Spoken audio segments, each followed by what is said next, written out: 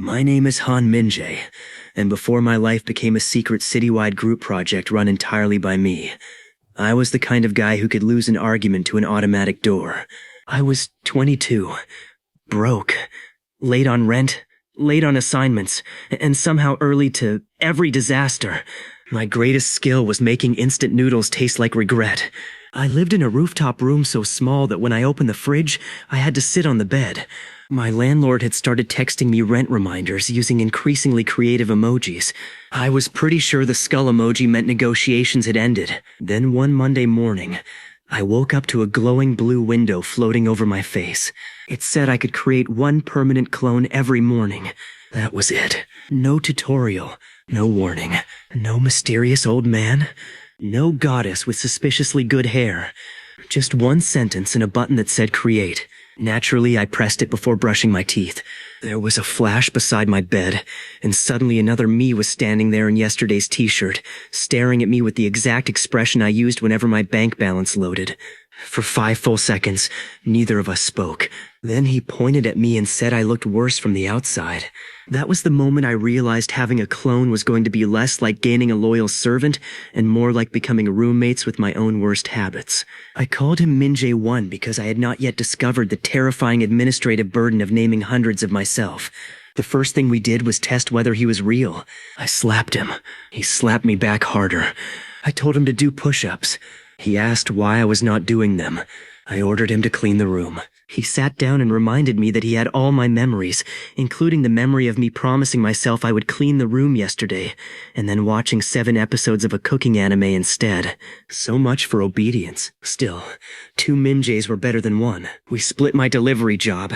He worked lunch. I worked dinner. For the first time in my life, I had an afternoon off without technically skipping work. That night, something even stranger happened. Minjae 1 fell asleep on the floor because we only owned 1 pillow. The instant I dozed off, my brain exploded with memories that were not mine.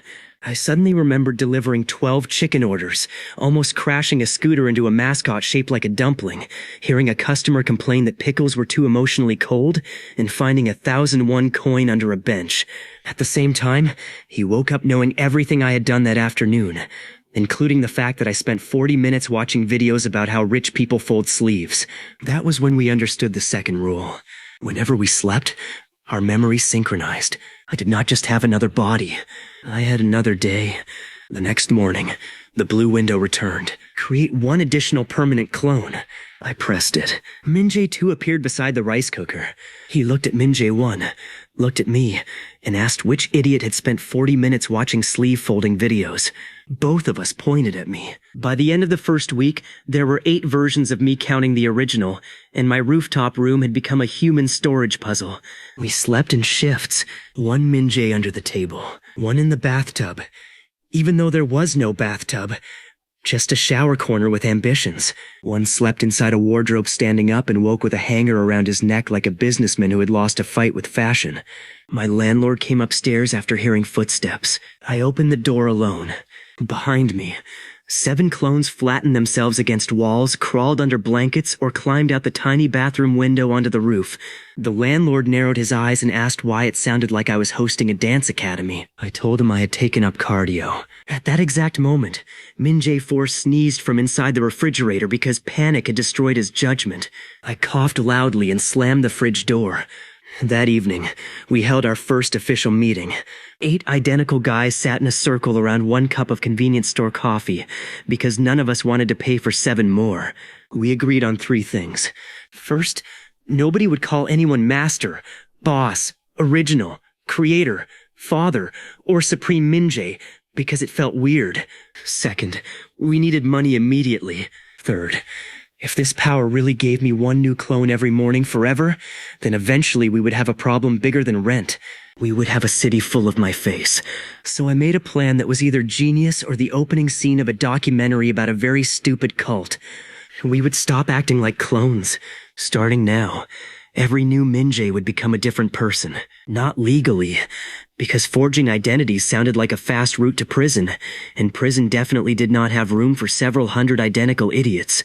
Instead, we used normal aliases, nicknames, styling, and separate social circles.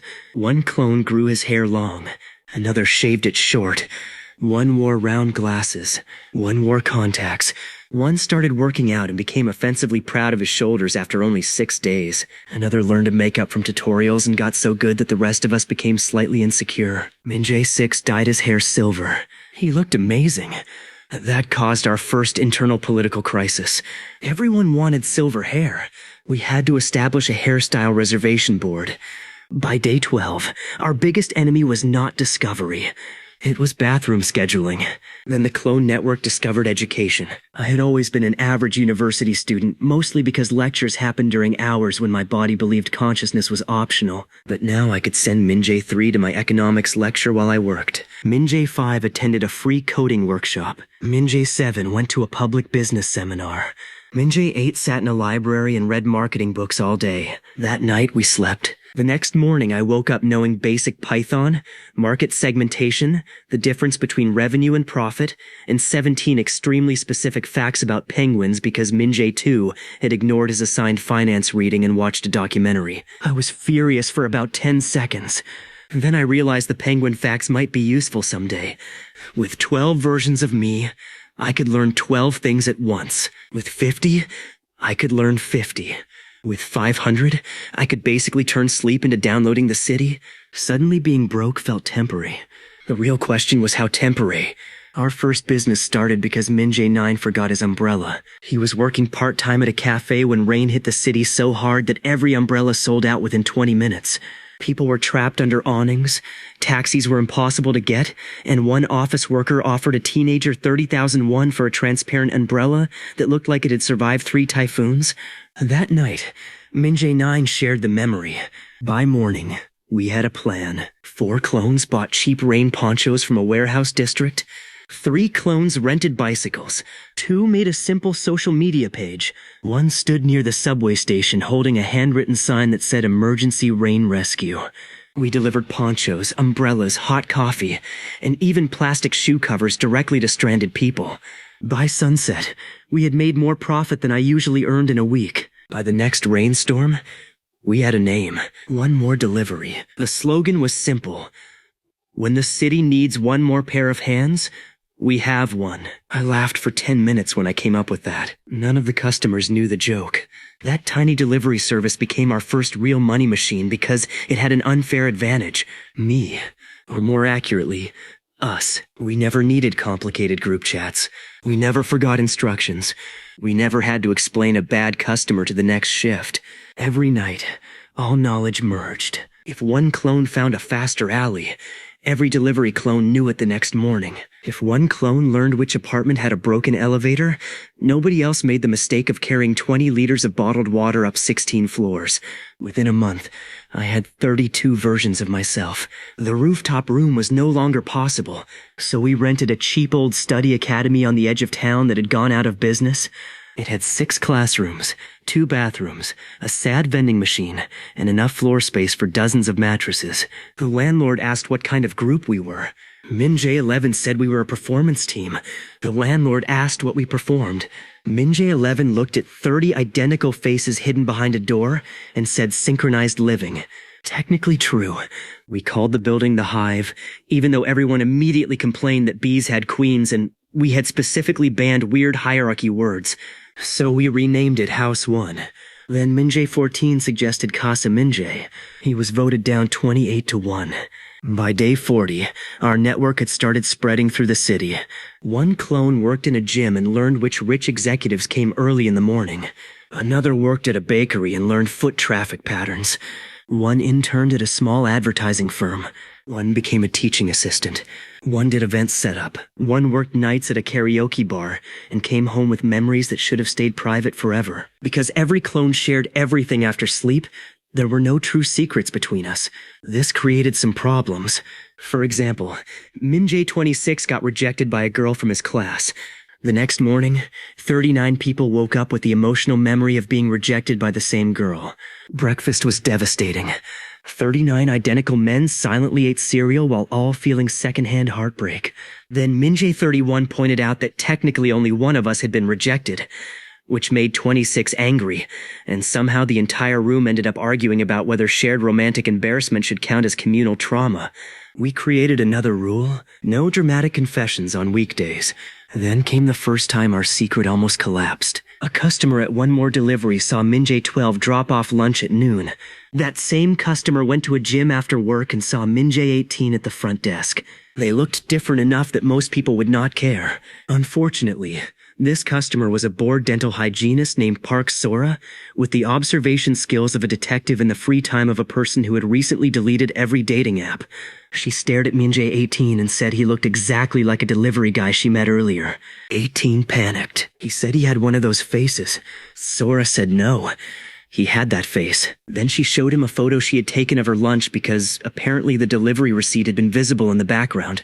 18 looked at the photo of 12. 12 had black hair, a cap, and no glasses.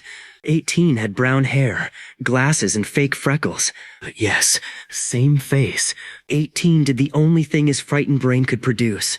He said they were cousins. Sora asked if they were twins. He said no. She asked how two cousins could have the exact same mole under the left eye. 18 immediately covered the mole and said, "Family tradition." That night, all 42 of us shared the memory. We had a meeting so loud that a neighbor called to ask whether a football match was happening inside. Half the clones wanted to avoid Sora forever. The other half wanted to recruit her because anyone who noticed us this early was either dangerous or useful. I made the deciding vote. We would not recruit her. We would confuse her. The next day, Minjae 12 returned to her clinic with bright blonde hair and a bandage covering his mole. He acted as if he had never seen her. The day after that, Minjae 20 appeared at a nearby coffee shop wearing thick square glasses and speaking in a Busan accent he had practiced for exactly 2 hours. The day after that, Minjae 7 crossed the street in front of her while carrying a cello case despite none of us knowing how to play cello. By the end of the week, Sora had seen 5 versions of me. Instead of becoming less suspicious, she became much more suspicious. Our plan had failed so badly that it somehow became a hobby for her. She started keeping notes. We knew because Minjae 9 served her coffee while she was writing them. Her notebook had a page labeled The Minjae Situation. Under it were sketches of our ears. That was when I knew we had found our first natural predator. The strange thing about having 42 brains that were technically the same brain was that we could still disagree with ourselves. A lot. Every clone started from my memories. But the moment he was created, he began collecting his own experiences. Minjae 3 had spent weeks around economics professors, so he became annoyingly obsessed with spreadsheets. Minjae 17 worked at a gym, so he began treating protein like a religion. Minjae 29 spent every day around theater students and started entering rooms as if invisible cameras were following him. The next morning, we all remembered doing those things, but remembering a personality was not the same as having one. This meant House 1 was slowly turning into a neighborhood where every resident looked related, and every resident thought he was the reasonable one. To prevent total chaos, we created departments. The money team handled our businesses. The education team collected useful knowledge. The social team learned the city. The body team handled sports, fitness, and anything requiring physical practice that memory alone could not download into muscle. The emergency team existed because Minjae 22 had once locked himself in a supply closet for 6 hours, and none of us wanted to discuss it again. I stayed in the middle. I was not the smartest clone, strongest clone, funniest clone, or even best-looking clone, which was insulting because we all had the same face. But I was the only one who woke up with the blue window. Every morning, another Minjae appeared near me. At first, I treated each new clone like a new employee. Then Minjae 44 appeared while I was brushing my teeth, slipped on a towel, and took out a folding chair on the way down. After that, we added a padded creation zone. The clone count rose. 50, 60, 70. Our biggest advantage was not labor anymore. It was information. I could send 5 versions of myself to 5 different university clubs. 1 joined the entrepreneurship club. 1 joined photography. 1 joined the student council as a volunteer who mostly carried chairs. 1 joined a cooking club. 1 accidentally joined a traditional dance group because he misread the sign and was too embarrassed to leave. That mistake turned out to be useful. The dance club was hired for a local cultural festival. Minjae 53 overheard organizers complaining that their delivery company had canceled at the last second. That night, we synchronized. The next morning, One More Delivery offered to handle the event. We were cheap, fast, and mysteriously able to supply exactly 12 temporary workers within an hour. The organizers loved us. The festival went perfectly until Minjay 36 and Minjay 40 accidentally walked past each other in front of the same coordinator. They were both wearing staff shirts. The coordinator stared. 36 kept walking. 40 turned around. For one terrible second, we had two identical men in the same hallway. Then Minjay 53, still wearing a traditional dance costume, jumped between them and announced that rehearsal for the mirror performance had begun. There was no mirror performance. 5 minutes later, there was. We improvised an entire comedy routine using 4 clones, dressed as matching brothers, who copied each other's movements. The crowd loved it so much that clips spread online. For the first time, my face went viral. Not my name. My face. That should have terrified me. Instead, the social team stared at the view count and saw opportunity. People online were calling us the Copy Boys. I hated the name immediately. Minjay29 loved it immediately.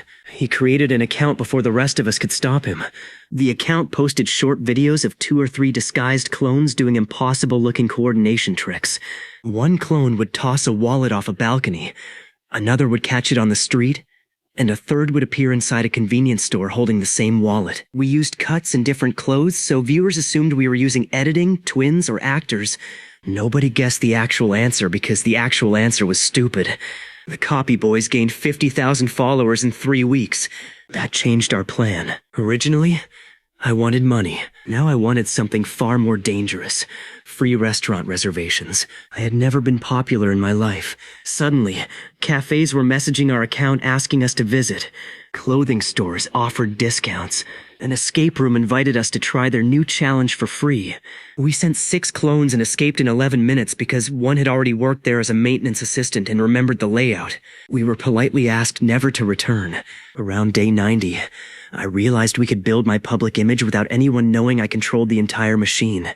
So we invented a public version of me, not a clone. Me, Han Minjay, ordinary university student turned young entrepreneur. The story was mostly true.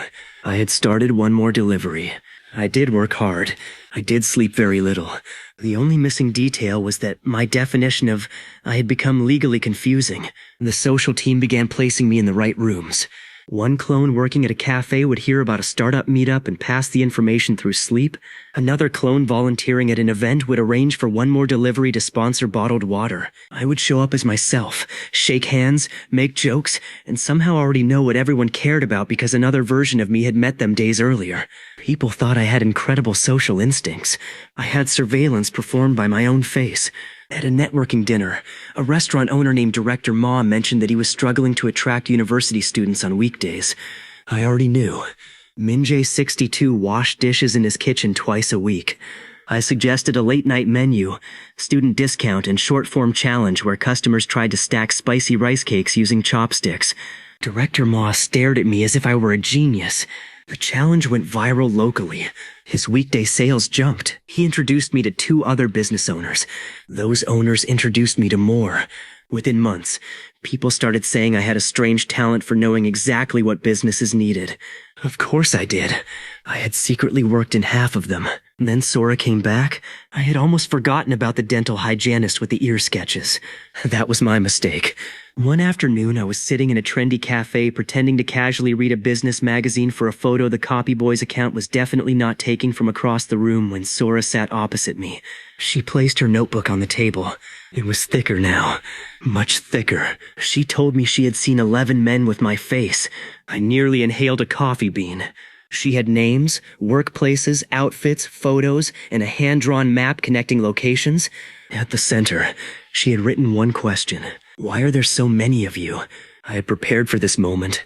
The plan was called Operation Cousin Avalanche. It was not a good name, but it was a very good distraction. I told Sora the truth. Sort of. I said my grandfather had been one of 12 brothers. Our extended family was enormous, and the men in our generation had ridiculously strong genetics. I told her we had a family joke that every male cousin looked like he was copied from the same template. She stared at me. I smiled. She asked whether I expected her to believe that. I said no. Then I showed her a family reunion photo. We had created it 2 nights earlier. 82 clones stood in a rented countryside pension wearing different clothes, wigs, hats, fake glasses, and varying amounts of facial hair. We arranged ourselves into fake family groups, added 3 elderly male faces using legal photo editing software, and printed the result on glossy paper like we were preparing evidence for the world's dumbest court case.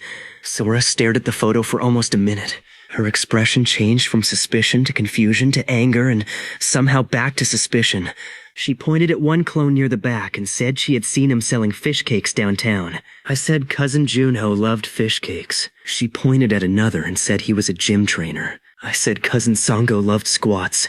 She pointed at a third. I said Cousin Daiho had a difficult childhood and we did not talk about him. She had not even asked about the third one. That was where I ruined it. Sora closed the notebook and smiled. Not a friendly smile. A smile that said she had just confirmed I was lying and now the game was fun. From that day, she became a recurring natural disaster. She appeared at cafes where clones worked. She joined public events. She followed the Copy Boys account. She even signed up for a business seminar after learning I would speak there. The strange part was that she never exposed us. She just watched. I started wondering whether she actually knew the truth and was waiting to see how ridiculous things could become. The answer was very ridiculous. On day 100, I created clone number 100. He appeared wearing the same sleep shirt as me, looked around the creation room, and asked why 99 versions of us were standing there holding party poppers. We fired them in his face. Then the ceiling sprinkler activated. That became our 100 clone celebration. By then, One More Delivery had become a legitimate local company with actual non-clone employees. That was necessary because hiring only myself would eventually become suspicious. We hired students, retirees, drivers, and part-timers. The clones quietly filled gaps, trained everyone, fixed schedules, and solved disasters before they grew. Our reputation became ridiculous. Customers joked that One More workers appeared before you called them. They were not completely wrong. One clone at a university would hear students complaining that a club event needed chairs. Another clone at the warehouse already knew where spare chairs were. By the time the official request reached our office, we had practically loaded the truck. I started making real money. Not private jet money, not mansion money, but enough money that my bank app stopped looking like a medical emergency. I paid all my rent. Then, just because I could, I paid 3 months early. My old landlord called to ask if I had joined a pyramid scheme. I told him no. Technically, the structure was more like a very flat circle. Then Minjae 3, our spreadsheet fanatic, presented his first major expansion plan. We would stop thinking like one company. We would become an ecosystem. A clone working in delivery saw restaurants. A clone working in restaurants saw suppliers. A clone working with suppliers saw warehouses. A clone working events saw sponsors. A clone working at universities saw thousands of customers. Every night, the pieces connected in one brain. So we opened a small marketing studio, then a cleaning service, then an event staffing agency, then a tiny production company for short online videos. Each company had different branding, different staff, and different public managers. Some managers were clones. Some were normal employees.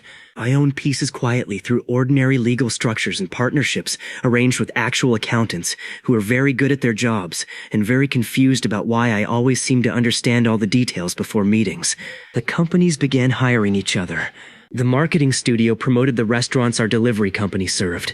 The video team filmed the promotions. The event staff ran the launch nights. The cleaning company handled closing. One More Delivery moved supplies. Money circulated through a network that looked like normal local businesses cooperating. Nobody saw the hidden connection. Me. Well, nobody except Sora. She appeared at the grand opening of our first small dessert cafe wearing sunglasses indoors. I asked why she was there. She said she liked cake. She did not order cake. She spent 40 minutes staring at 3 different clones while pretending to read the same menu upside down. I decided to fight nonsense with nonsense. The next morning, we launched the city's first unofficial Minjae lookalike contest. The prize was 1 million won.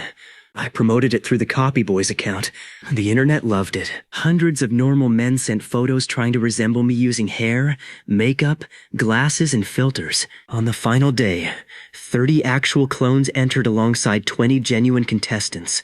Sora attended. Her face when she walked into a hall containing 50 people trying to look like me was worth the entire prize money. She spent the afternoon checking ears. One actual clone intentionally wore prosthetic ears large enough to receive satellite signals. Another contestant was a middle-aged father who looked nothing like me but had copied my hairstyle and somehow won the audience vote because his 8-year-old daughter made signs saying my dad is the real Minjae. We gave him the prize. The event went viral. After that, anyone who spotted one of my clones and said he looked like Han Minjae got the same answer. People are doing that now. My secret had become safer because my face was more famous. It was the stupidest camouflage in history. And it worked. Until Cha Sung-won entered my life. Cha Sung-won was 24. Rich, handsome, athletic, and blessed with the kind of hair that looked expensive even when wet. I disliked him instantly. Not because he had done anything wrong. Because I had recently spent 3 months becoming locally impressive. And then he walked into the same charity networking event and reminded everyone what professionally manufactured impressive looked like. His family owned department stores, hotels, parking garages, and enough commercial buildings that our delivery riders probably crossed Chia property every hour without knowing it. Sungwon himself ran a popular youth business foundation, had 200,000 followers, and somehow looked relaxed while wearing a suit. I looked like suits were attacking me. Our first conversation lasted less than 5 minutes. He congratulated me on one more delivery. I thanked him. He mentioned he had seen the Copy Boys videos. I laughed. Then he asked a very simple question. How many cousins did I have? My soul slipped on ice. Apparently, Sora was not the only person in the city with functioning eyes. I gave him the family genetics story. He smiled politely. Then he said he had visited 3 businesses that month and met 3 different men who looked remarkably similar to me. I said my family was hardworking.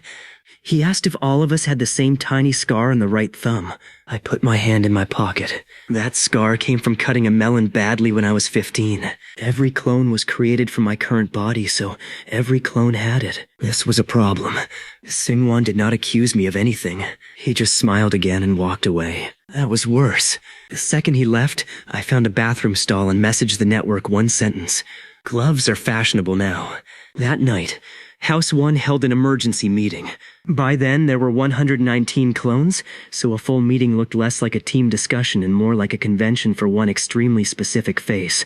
Minjae 29 wanted to challenge Sungwon publicly and turn the rivalry into content. Minjae 3 wanted to study every Che business in the city. Minjae 80 wanted to start wearing thumb makeup. Minjae 94 suggested fake scars on different fingers to create confusion. Minjae 17 said we should all wear workout gloves because they made forearms look better. Nobody had asked him. I chose a calmer plan. We would learn Sungwon's pattern before he learned ours, not spy on him like criminals. We would simply use the city positions we already had. One clone worked in a hotel gym he sometimes visited. Another attended the same university guest lectures. One helped with catering at events. One interned at a business magazine that occasionally covered his foundation. Within 2 weeks, sleep synchronization gave me a strange second-hand picture of Cha Sang-won. He was not evil. That was annoying. He treated staff well, tipped delivery workers, remembered names, and once carried 3 folding tables himself because event workers were busy. I wanted a villain. Instead, I had competition with manners. The only suspicious thing about him was how interested he had become in me. He started appearing at our events. He invited me to business lunches. He followed my public account. Then he invested in a rival delivery startup. That part felt personal. The startup was called Flash Rabbit. Their uniforms had neon rabbit ears on the helmets. Their app was beautiful. Their marketing budget was enormous. Their riders were everywhere. For the first time, one more delivery started losing orders.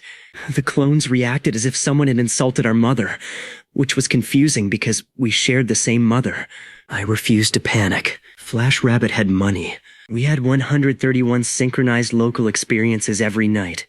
So instead of competing on speed, we competed on ridiculous usefulness. One more delivery added forgotten item rescue. If you left a charger at home, we brought it. If a student forgot a presentation model, we collected it. If a wedding guest tore a sleeve, we could deliver a sewing kit. If an office suddenly needed 40 umbrellas, we found them. Then Minjae 48, who worked part-time around pet owners, suggested animal emergency errands, not medical emergencies. We were not insane. Normal pet chaos. Dog food, cat litter, a replacement cone when a puppy destroyed the first one. One customer paid us to bring a specific squeaky duck because her dog refused to sleep without it. Our social media team turned the weirdest orders into short videos with customer permission. One More Delivery became the company people called when the problem was too strange for a normal delivery app. Flash Rabbit delivered dinner in 20 minutes. We delivered a grandfather's reading glasses to a wedding hall before he gave a speech. The video got 6 million views. Singwon sent me a message saying well played. I stared at it for an unreasonable amount of time. Then I sent back a rabbit emoji wearing sunglasses. The clone network spent the next night's shared memory judging me. Around day 150, something unexpected happened. We started becoming good at things. Really good. A clone who practiced piano every day shared the knowledge of music theory with all of us, but only his hands had the muscle memory. A clone training in boxing gave us understanding of timing and footwork, but my original body still got exhausted climbing stairs. A clone learning French shared vocabulary, but pronunciation varied depending on who had practiced speaking. This forced us to specialize more aggressively. Minjae 50 became our main chef. Minjae 17 became our main fitness monster and began walking around House 1 shirtless until 87 people voted to ban it during breakfast. Minjae 29 became the face of Copy Boy's content, though he wore enough styling that people thought he was a separate entertainer named Juno. Minjae 3 became finance. Minjae 66 became coding. Minjae 90 became fashion after spending months working in clothing retail and developing opinions about trousers that made normal conversation impossible. I became coordination. Every morning I decided where the newest clone would go.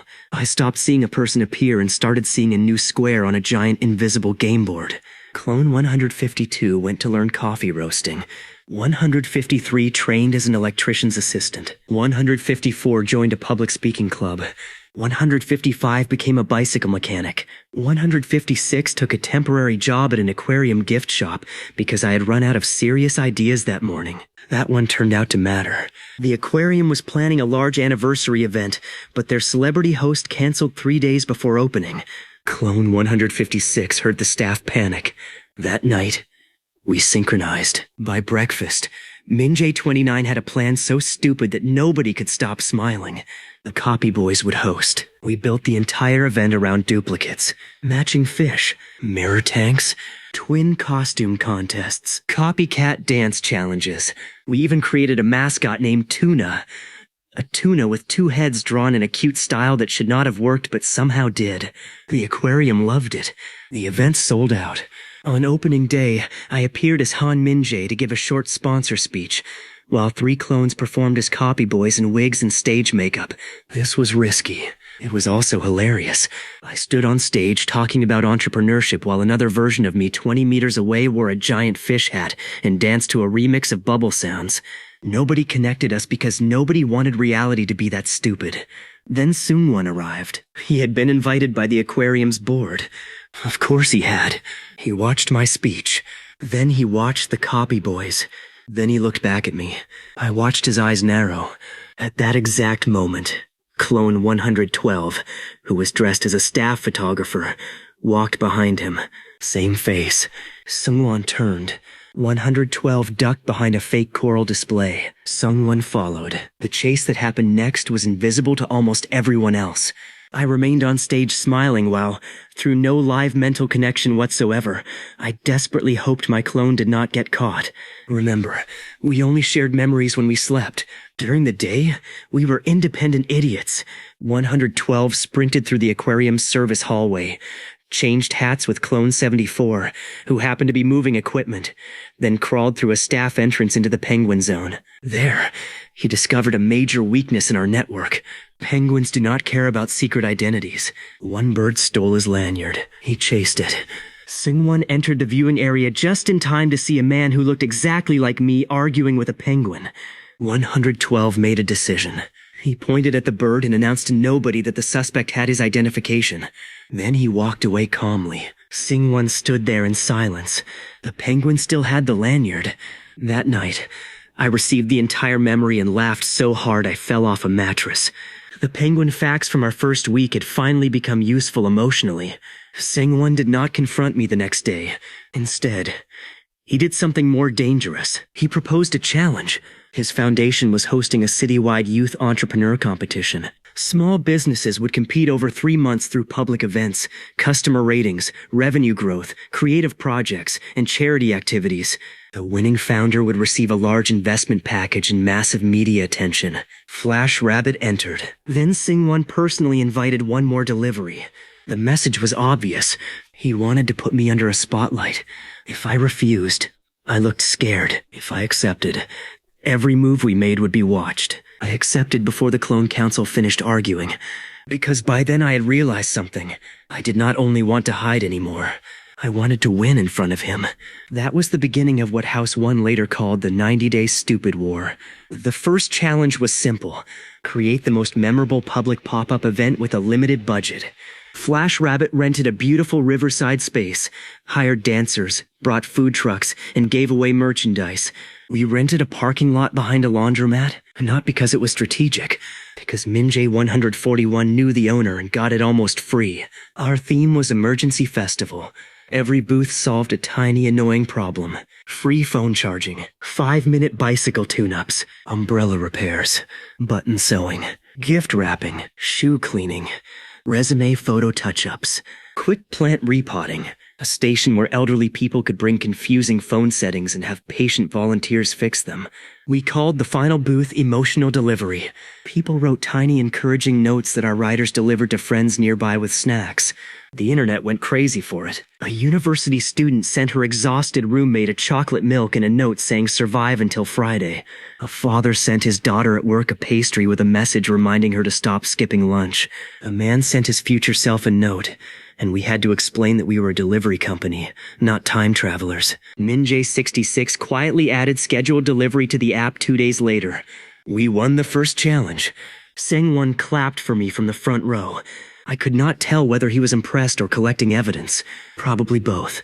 The second challenge required collaboration with a completely unrelated business. That was almost unfair.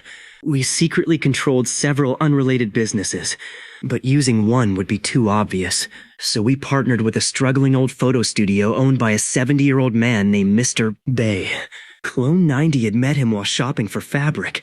The studio had been open for 40 years. But younger customers rarely came anymore. Our idea was simple. We made a then and now photo event. People brought old family photos and recreated them years later in the same poses. One more delivery picked up forgotten props. The video team edited emotional clips, and the copy boys promoted it with a recreation of a childhood photo that did not exist because clones had no separate childhoods. We solved that by using one real photo of me at age 8 and having 4 adult clones stand around it pretending to be cousins who had all been children nearby. Sora commented on the video with one magnifying glass emoji. I blocked her for 6 minutes, felt guilty, and unblocked her. The photo event became the most popular project of the competition. Mr. Bay's studio had lines out the door. He cried during an interview. I almost cried watching it. Then 182 shared a memory of accidentally breaking 3 backdrop clips, and the emotion was ruined. The third challenge was where Sungwon finally attacked our weakness. Every competing founder had to personally work a full day alongside randomly assigned employees while cameras followed them. Personally. No substitutes. No hidden helpers. No disappearing into the network. For a normal founder, that was easy. For me, it was terrifying. Because the public had seen Han Minjae at dozens of places over the previous months. Some of those appearances had actually been clones covering for me. If cameras followed the real me all day while another clone accidentally appeared somewhere as Han Minjae, the timeline could crack. So for 24 hours, we did something unprecedented. Every clone in the city avoided my public identity completely. No similar outfits. No matching hairstyle. No Han Minjae name. No copy boys filming nearby. I worked 12 hours with the delivery crew while cameras followed. It was exhausting. I carried boxes, rode a scooter, solved address mistakes, apologized to customers, and discovered that my original body was embarrassingly less athletic than several employees. But I made it. At 8:47 p.m., with 13 minutes left in filming, I saw Sora standing outside a convenience store. Beside her stood another me. Clone 193. He was wearing my exact hairstyle, my exact jacket, and he looked just as horrified as I felt. The camera began turning toward him. I had exactly 1 second to decide whether to faint, run, or pretend I had discovered my own long-lost twin on camera. Sora decided for me. She grabbed Clone 193 by the sleeve, yanked him behind a promotional cardboard stand shaped like a giant cup of ramen, and stepped directly into the camera's path. The cameraman stopped. Sora smiled at me as if nothing had happened and loudly asked whether one more delivery could carry a houseplant across town without emotionally upsetting it. The crew loved the weird question. I spent the next 4 minutes discussing plant transportation while 193 escaped through the convenience store's rear-loading door. The cameras never caught him. We finished filming. I smiled, waved, thanked everyone, climbed into a van, and immediately called an emergency meeting. Sora was already there.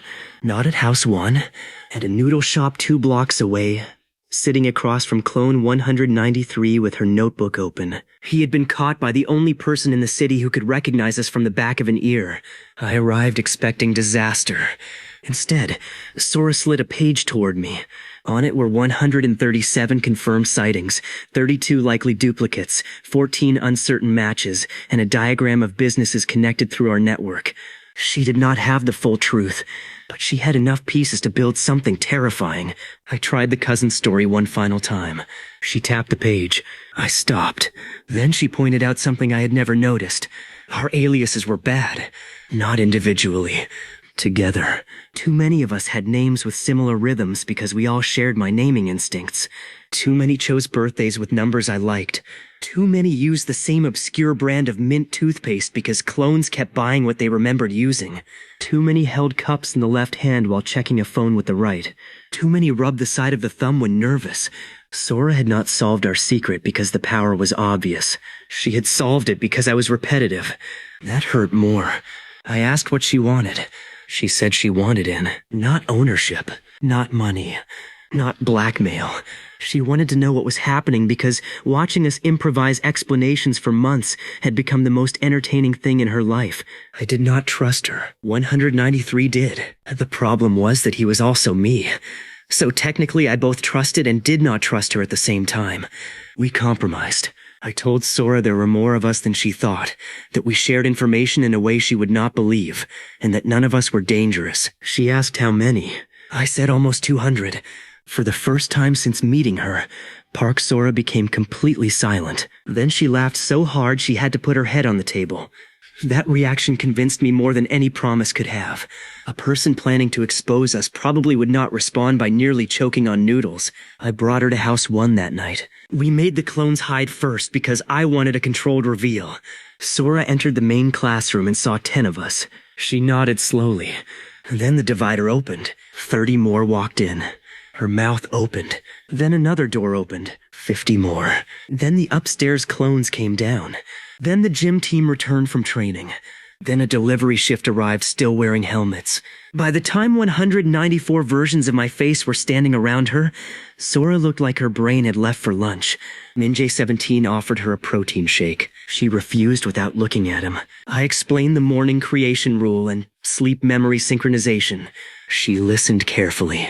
Then she asked the one question none of us expected. Did that mean if one clone studied dentistry, all of us would know enough to understand her work complaints? That was how Sora joined the network. Not as a clone, as our first official non-Minjay strategist. Her first order was to stop using the phrase official non-Minjay strategist because it sounded suspicious even inside a secret clone warehouse. Her second order was better disguises. Sora built what she called the difference index. Every active clone needed a distinct combination of hairstyle, posture, fashion, speaking pace, accessories, work area, and public nickname. She created rules against similar aliases and banned anyone from reusing my favorite numbers and birthdays or passwords. She also made half of us change toothpaste brands. The bathroom arguments lasted 3 days. Most importantly, Sora taught us something we had completely failed to understand. Normal people notice patterns differently than we do. Because every clone shared my memories, we kept assuming our small changes looked huge. To me, a clone with side-parted hair and thin glasses felt completely different from a clone with messy hair and no glasses. To Sora, They looked like the same idiot choosing frames at an optician. So she went extreme. One clone became obsessed with vintage jackets. One wore only sportswear. One adopted a shaved head. One grew a mustache so bad that Sora called it a public safety issue, but allowed it because nobody would willingly copy it. Several clones changed body composition through months of training. Some got tan from outdoor jobs. Others stayed pale working indoors. One learned stage makeup and specialized in transforming clones for events. Within another 100 days, the network stopped looking like an army of identical men. We looked like a suspiciously related population sample. That was progress. Sora also solved the crisis with Clone 193. He had worn my jacket because the laundry team mixed baskets. She created a clothing control system with colored tags, separate racks, and photo records. Minjae 3 stared at her spreadsheet and looked emotionally moved. I became concerned they might fall in love through administrative efficiency. The entrepreneur competition continued. The camera challenge episode aired and made me look hardworking, sweaty, and weirdly passionate about plant transportation. We won the audience vote again. Seungwon looked annoyed for the first time. I enjoyed that more than I should have. Then he changed tactics. Instead of competing against one more, he partnered with us. His foundation invited me to co-host a city night market designed to support small local businesses. I knew it was a trap. Not a dangerous trap. A social trap. He wanted me beside him for an entire weekend where dozens of cameras, business owners, and guests could watch everything I did. Sora told me to accept. She said if I kept avoiding scrutiny, Seungwon would become more suspicious. If I stood under the brightest possible light and nothing strange happened, he might finally relax. So we built the cleanest operation in clone history. For 2 days, no clone with my original face entered the night market zone, unless heavily disguised. The food clones helped vendors from kitchens outside the perimeter. The delivery clones used helmets and masks. The video team stayed behind cameras. The social clones fed me names and details the night before so I could greet vendors like I had known them for years. On Saturday morning, I walked through the market beside Seungwon feeling invincible. I remembered which baker had recently changed flour suppliers. I remembered which clothing seller had a son applying to university. I remembered that one elderly tea vendor hated being called grandmother by strangers. I remembered a young ceramic artist's booth location even though I had never personally visited it. Seungwon watched me greet people. He asked how I remembered everyone. I told him I paid attention. That part was true. Just distributed. The market was a huge success. Then the mascot incident happened. Every event in this city seemed to require a mascot, usually a giant creature with terrible peripheral vision. Our night market mascot was a smiling moon wearing an apron. The performer inside got sick during lunch. The staff needed a replacement immediately. Without telling me, Clone 207 volunteered. He put on the moon costume. This should have been safe. Nobody could see his face. Unfortunately, 207 had spent the previous 4 months practicing parkour. The moment he entered the crowd, he got bored walking normally. Within 10 minutes, videos spread of the night market moon doing wall spins, jumping over benches and landing dramatic kicks while carrying discount coupons. People loved him. Children chased him. A reporter asked for an interview. The clone could not speak without revealing his voice, so he communicated entirely through dance. Seungwon stared at the mascot, then at me. He asked why the moon moved exactly like one of the Copy Boys performers. I said talented people had transferable skills. Then the moon clone attempted a backflip, landed on a bag of onions, and rolled into a recycling bin. I said some skills transferred better than others. The clip hit 10 million views. The night market became famous. The moon mascot received its own fan page. Our marketing team, which was mostly me, secretly sold moon keychains the next week. By day 300, we had enough income from our connected businesses that I moved out of the rooftop room permanently. I did not buy a mansion. That would have been too obvious. I bought an old mixed-use building through a company and renovated it into offices, storage, classrooms, small bedrooms, a gym, and a basement kitchen. House 1 became House 2. Then everyone complained that House 2 sounded like House 1 had lost a war. Sora named it the station because clones were always coming and going. That name stayed. 300 versions of me rotated through the building every week. Not all slept there. Most had their own rooms, dorms, rentals, or employee housing around the city. By then, clones had spread into dozens of jobs and social circles. One was an assistant at a radio station. One worked at a luxury car wash and knew more about expensive vehicles than I wanted to hear. One studied architecture. One joined a competitive gaming club. One became a wedding photographer. One worked at a dog daycare and returned every night with memories so joyful that the entire network developed a temporary urge to buy tennis balls. One became a barber. That clone was extremely valuable because maintaining hundreds of distinct hairstyles had become a logistical nightmare. Another became a barber too. They immediately became rivals. We had the first station haircut tournament on day 312. Sora judged. Minjae 17 somehow entered even though he had never trained as a barber. He gave clone 221 a fade so uneven that we had to reassign him to a beanie-heavy winter job for 6 weeks. The absurd part was that, while all of this happened, my public reputation kept improving. People saw Han Minjae as a young businessman with a strange ability to connect communities. I sponsored university events, supported local shops, appeared in funny Copy Boys collaborations, and gave interviews where I pretended my days contained the same 24 hours as everyone else's. A local magazine called me the man who seems to be everywhere. Sora bought 10 copies. She framed one. Then she wrote underneath it, "You have no idea." Cha-Sing once saw the article too. He sent me a photo of the headline with no message. The 90-day competition ended with one more delivery in first place and Flash Rabbit in second. I expected Sungwon to be angry. Instead, he invited me to the roof of his family's hotel after the awards ceremony. He handed me a can of coffee and asked whether I was cheating. I nearly dropped it. He did not mean clones. He meant business information. He said my decisions were too well-timed. I entered neighborhoods just before demand rose.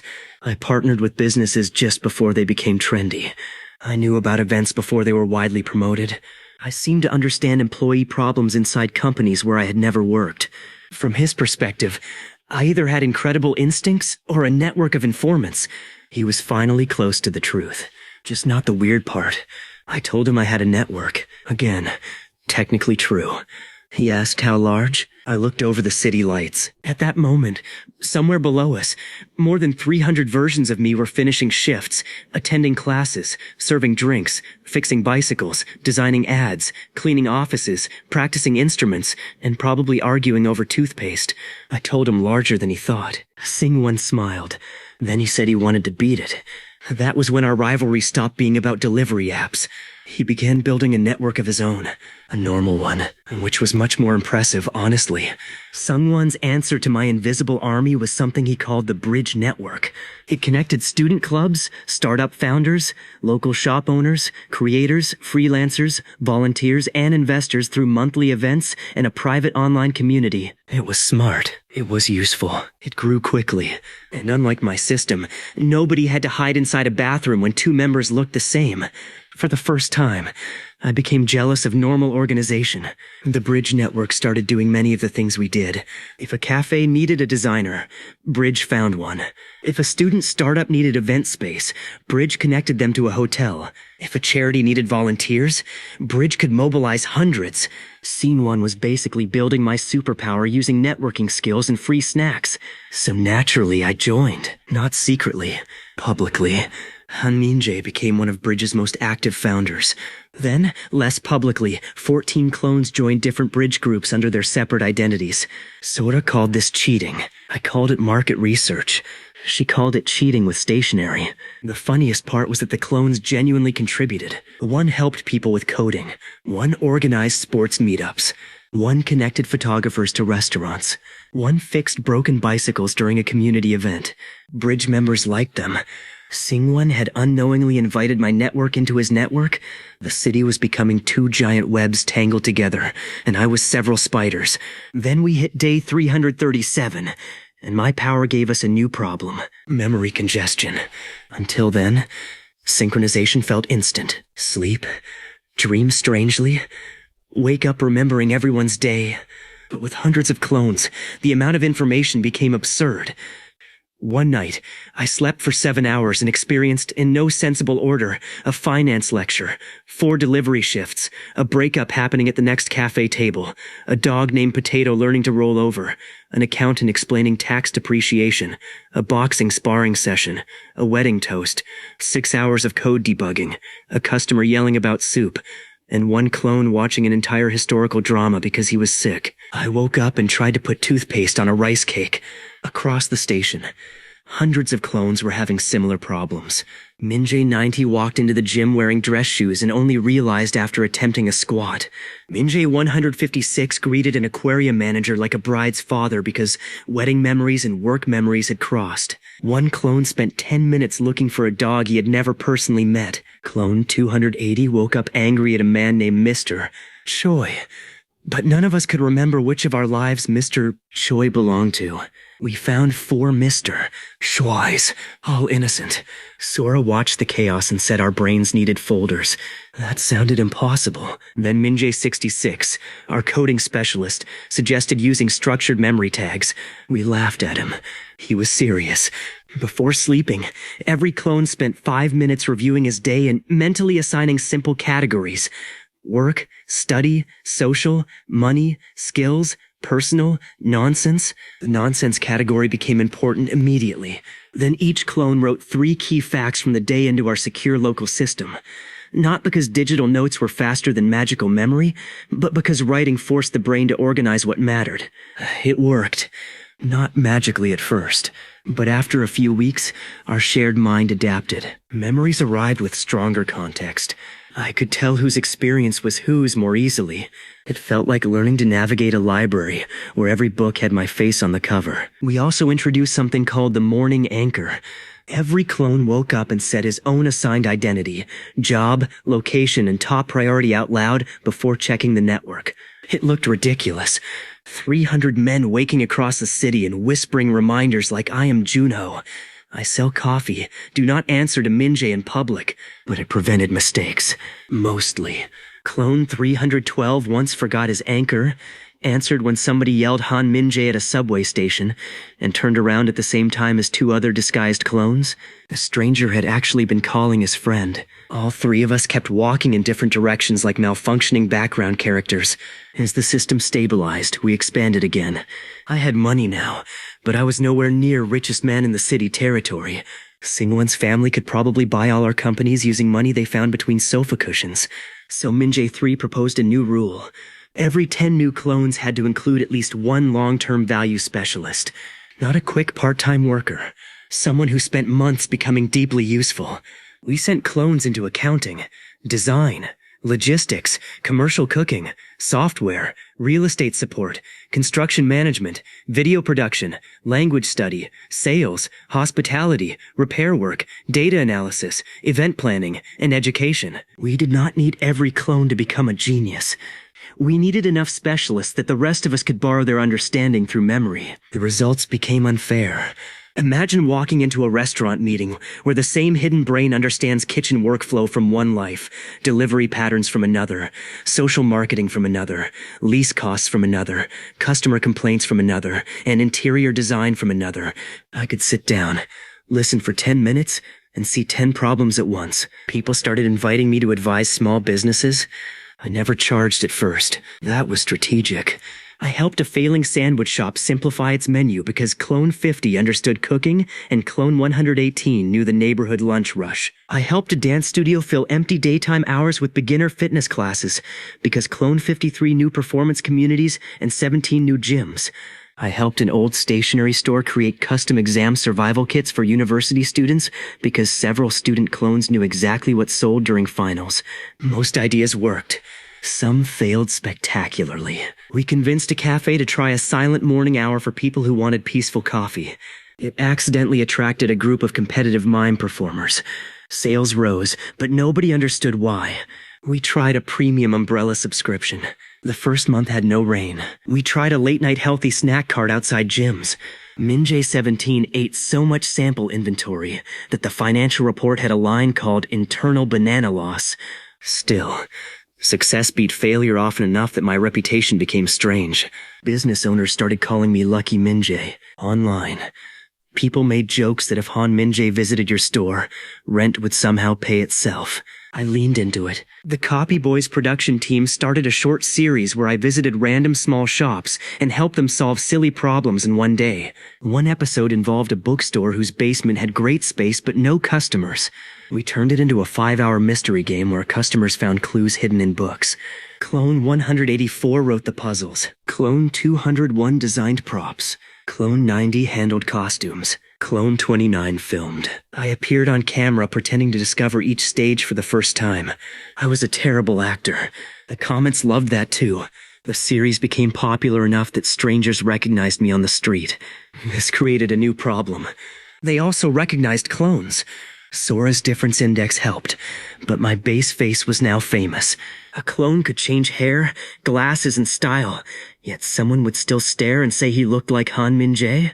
Our old lookalike contest excuse worked for a while. Then the Copy Boys team made it worse by launching a trend where fans intentionally dressed like me for a day. For one glorious month, the city was full of random college students copying my hairstyle. I could walk past an actual clone while 3 fake Min-jaes stood nearby taking selfies. Sora called it weaponized fandom. I called it camouflage with merchandise. We sold the jackets. By day 400, there were 401 versions of me, including the original.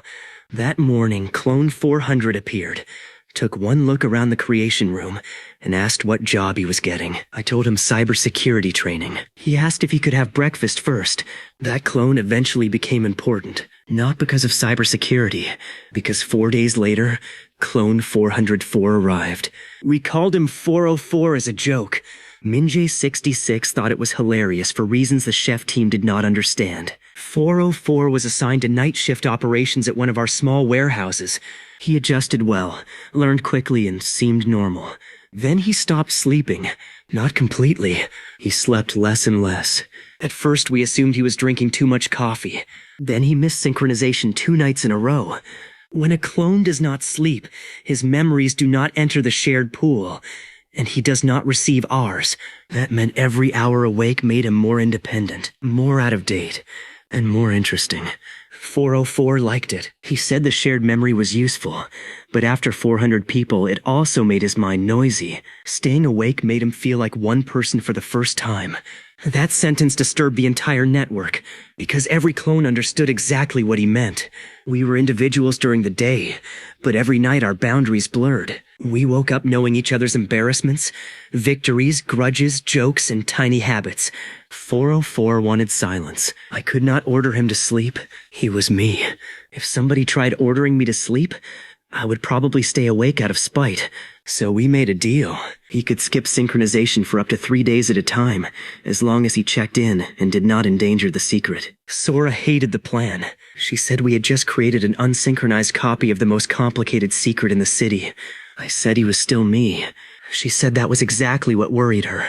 For 2 weeks, nothing happened. 404 worked nights, explored the city during quiet hours, and started wearing dark clothes because apparently 3 days without shared memory automatically turned me into a dramatic side character. Then on the 3rd week, he vanished. He did not report to the warehouse. His phone was off. He missed sleep synchronization completely. The last memory we had from him showed a convenience store at 3 a.m., a cup of coffee, and a message on his phone from an unknown sender. Come alone if you want to know why you are different. House 1 would have panicked. The station had procedures. Unfortunately, most procedures were designed by versions of me, so panic still happened, just in spreadsheets. We divided search zones across the city without drawing attention. Delivery clones checked usual routes. Social clones contacted friends casually. Business clones reviewed places he might visit. Sora checked his recent spending. 66 traced only the information we legally controlled on our own devices and found that 404 had searched for late-night rooftops, 24-hour saunas, and quiet places to think. Then Clone 372 remembered something tiny. A week earlier, he had seen 404 talking to someone outside a Bridge Network event. A tall man in a cap. We pulled our event photos. The man was Cha Sung-won's assistant. I nearly launched myself through the ceiling. Sung-won had found one of us. Worse, he had found the one clone who had deliberately disconnected from the rest. I called Scene 1. He answered immediately. I asked where 404 was without using that name. There was a pause. Then Sinwon asked me to come to his hotel cafe. Alone. Sora said absolutely not. I reminded her I could create another me tomorrow if things got awkward. She said that was not how personal safety worked. I went anyway. Sungwon was sitting in a private booth. Across from him was 404. He looked exhausted. He also looked extremely pleased with himself. I sat down. Sungwon looked at me, then at him, then back at me. For the first time since I met Cha Sungwon, the rich genius rival had no clever smile. He just looked offended by reality. He had discovered the truth. At least, he thought he had. He thought I had an identical twin. I almost hugged the table. 404 had apparently been approached by Sungwon's assistant because the assistant kept seeing him at night and thought he resembled me. Sungwon invited him to talk, expecting a cousin. 404, after staying awake for nearly 4 days, had decided it would be funny to claim he was my secret twin brother. He even invented a childhood backstory, a terrible one. According to him, our parents had separated us because we fought over a toy robot so violently that the family decided raising us in different homes was easier. Sungwon believed exactly none of this, but he also could not explain the identical scar, face, voice, and mannerisms. I joined the lie. For 20 minutes, 2 versions of me constructed the worst family drama ever spoken in a luxury hotel. Sungwon listened with growing disbelief. Then Sora walked in. Nobody had invited her. She looked at 404, looked at me, and instantly understood the lie because unfortunately she had become fluent in Minjae nonsense. She put one hand over her heart and said she could not believe we were finally reunited. Her acting was worse than mine. 404 almost laughed. Sungwon looked at all 3 of us.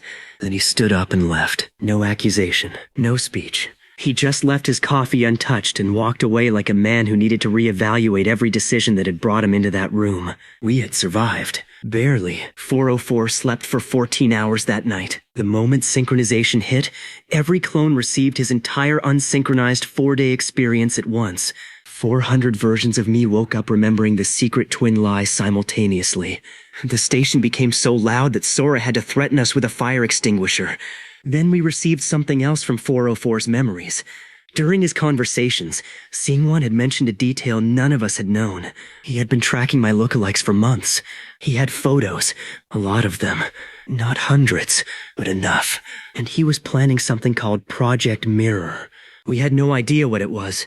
For once, the city had a secret about me that I did not already know. Project Mirror turned out to be less terrifying than the name suggested, and somehow much more annoying. Sungwon had not built a secret laboratory. He had built a database. A normal, legal, extremely organized database of public photos, event records, business pages, and social media posts involving men who resembled me.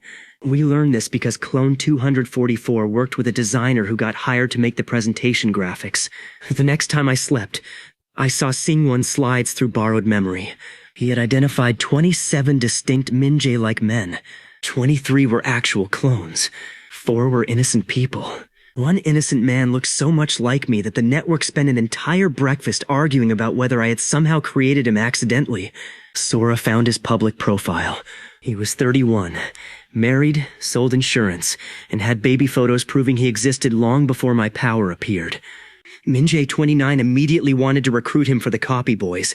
Sora threatened him with a spoon. Project Mirror's goal was simple. Sungwon wanted to understand my network. He believed I was using a large extended family plus professional lookalikes to create the illusion that my companies were everywhere. He suspected the Copy Boys trend was not just marketing but operational camouflage. That was dangerously close. He had somehow reached a wrong explanation built from mostly correct evidence. The best defense was obvious. We made his wrong explanation true. We began hiring real lookalikes, not as fake clones, just as promotional performers for public events. The Copy Boys account announced open auditions for people who could imitate Han Minjae's style, expressions, or walk. We expected 50 applicants. More than 2,000 applied. Apparently, being paid to confuse strangers sounded fun. We selected 30 performers with wildly different faces but good comedic timing. Makeup artists styled them. Fans voted on categories like Best Serious Minjae, Best Sleepy Minjay, Best Businessman Minjay, and Best Minjay despite looking absolutely nothing like Minjay. The last category was won by a tiny grandmother named Mrs. Kang, who wore my signature jacket and stared into the camera with such confidence that even I voted for her. Suddenly, Project Mirror became useless. Singwon's database filled with genuine imitators.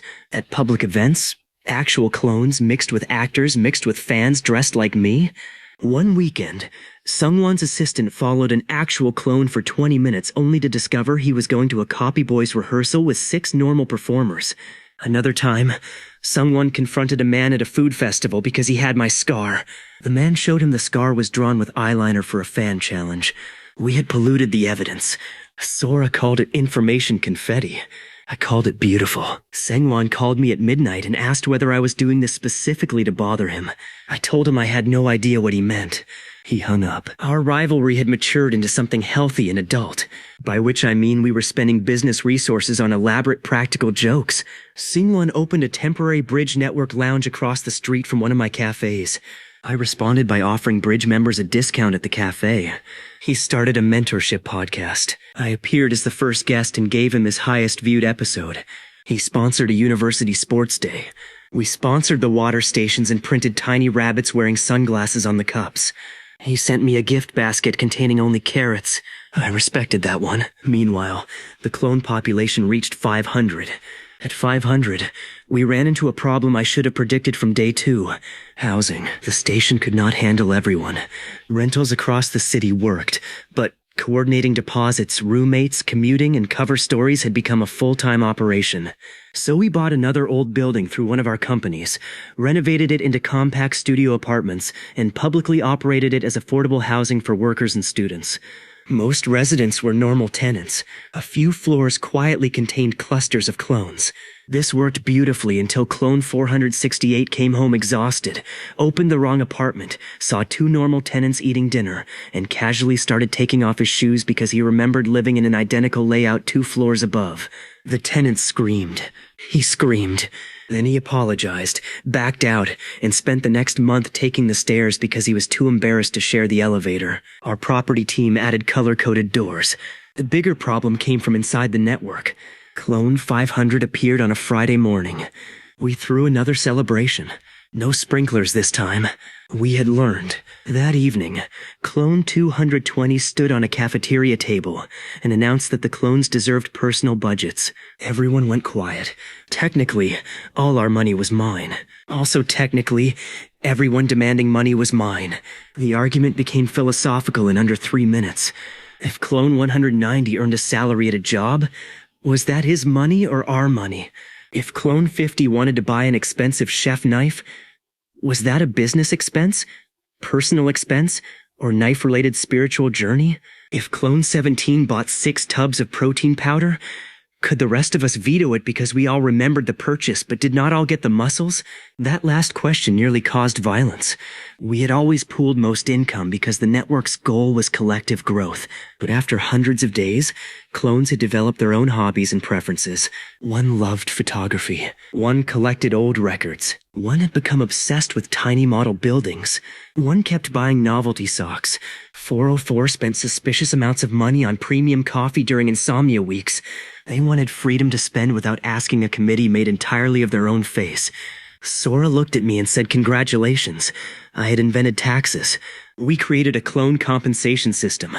Every active clone received living expenses plus a personal allowance based on role, with bonuses for difficult assignments, successful projects, or unusually valuable skill development. Business profits still flowed toward our shared holdings, but individuals could save and spend their own allowances.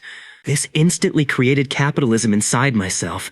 Clone 90 started selling fashion consultations to other clones. Clone 50 charged for premium late-night meals. Clone 201 made custom shelves for people's rooms. Clone 318 started a betting pool on which clone would be recognized by Sora first each week until Sora discovered it, and demanded 10% for using her name. I had created an economy where money circulated among versions of me before eventually returning to companies owned by me. Minjay 3 stared at the accounting and said it was either brilliant or deeply pointless. Then came the Clone Union. It began as a joke. Clone 220 and several others made paper signs demanding 2 guaranteed free evenings per week, better mattress replacement schedules, and the right to refuse hairstyles they considered humiliating. That last demand was clearly aimed at Sora.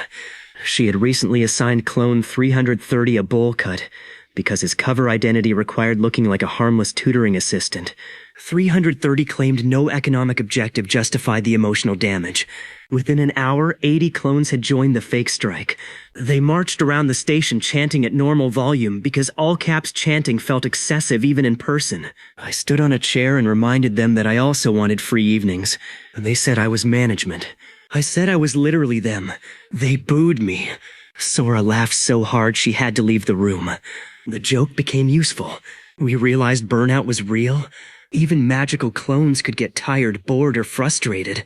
Sleep shared memories, but it did not erase stress. If one clone spent every day doing work he hated, the rest of us felt echoes of it. So we introduced rotation and choice. Every clone could request a new track after a minimum commitment period. Nobody had to stay in a job forever. Specialists who loved their fields stayed. Others moved. Clone 330 immediately quit tutoring support, shaved the bowl cut, and transferred to event lighting. He still complained about the haircut and shared memory for 6 months. The network became happier, and strangely, more productive. By day 550, we had enough people in enough places that opportunities reached us constantly. Not secret information. Normal information that usually stayed isolated. A clone heard a restaurant owner needed a contractor. Another knew a reliable contractor from a housing project. A student clone knew a club needed sponsors. A marketing clone knew a beverage company seeking student exposure. A photographer clone knew a rooftop owner looking to rent space. An event clone knew a band needing a venue. Every night, hundreds of disconnected needs connected. The city started feeling less like a place I lived, and more like a puzzle board where matching pieces lit up automatically. I built a legitimate platform around that idea. We called it LinkUp. It let local businesses and freelancers post needs, offers, available spaces, temporary work, collaboration requests, equipment rentals, and community projects. The platform looked normal because it was normal. The unfair part was that hundreds of clones seeded it with real needs and useful connections from their circles. Within months, LinkUp became popular across the city. Then something strange happened. People started solving problems without us. A bakery found a photographer through LinkUp. A design student found paid work with a gym. A cafe borrowed tables from an event company. Volunteers joined a neighborhood cleanup. A drummer found a band. For the first time, I had built something that multiplied coordination without requiring more versions of me. Sengwon noticed. He requested a meeting. I expected rivalry. Instead, he proposed integrating parts of Bridge Network with LinkUp. My first reaction was suspicion. My second was greed. My third was Sora asking why I was making 3 different faces without speaking. The partnership was too useful to reject. Bridge had trust and people. LinkUp had software and local transaction flow. Together, they could become the city's default connection layer for small businesses and communities. We signed the deal. For 3 glorious weeks, Sungwon and I stopped fighting. Then a business magazine called us the city's new power duo. The article placed his photo slightly larger than mine. The war resumed immediately. I bought a digital billboard advertising LinkUp 2 blocks from his family hotel. He sponsored the magazine's next entrepreneurship issue. I appeared on the cover. He claimed he had nothing to do with that. I still counted it as a win. My popularity crossed another level. Students recognized me. Shop owners greeted me. Local creators invited me to videos. I got asked to throw the first pitch at an amateur baseball championship despite having no baseball ability in my original body. Fortunately, Clone 270 had played in a community league for months. I had all his memories. Unfortunately, memory was not muscle. I threw the ball directly into the mascot. The mascot fell over dramatically. The clip got 8 million views. My popularity increased. At that point, failure had become another marketing department.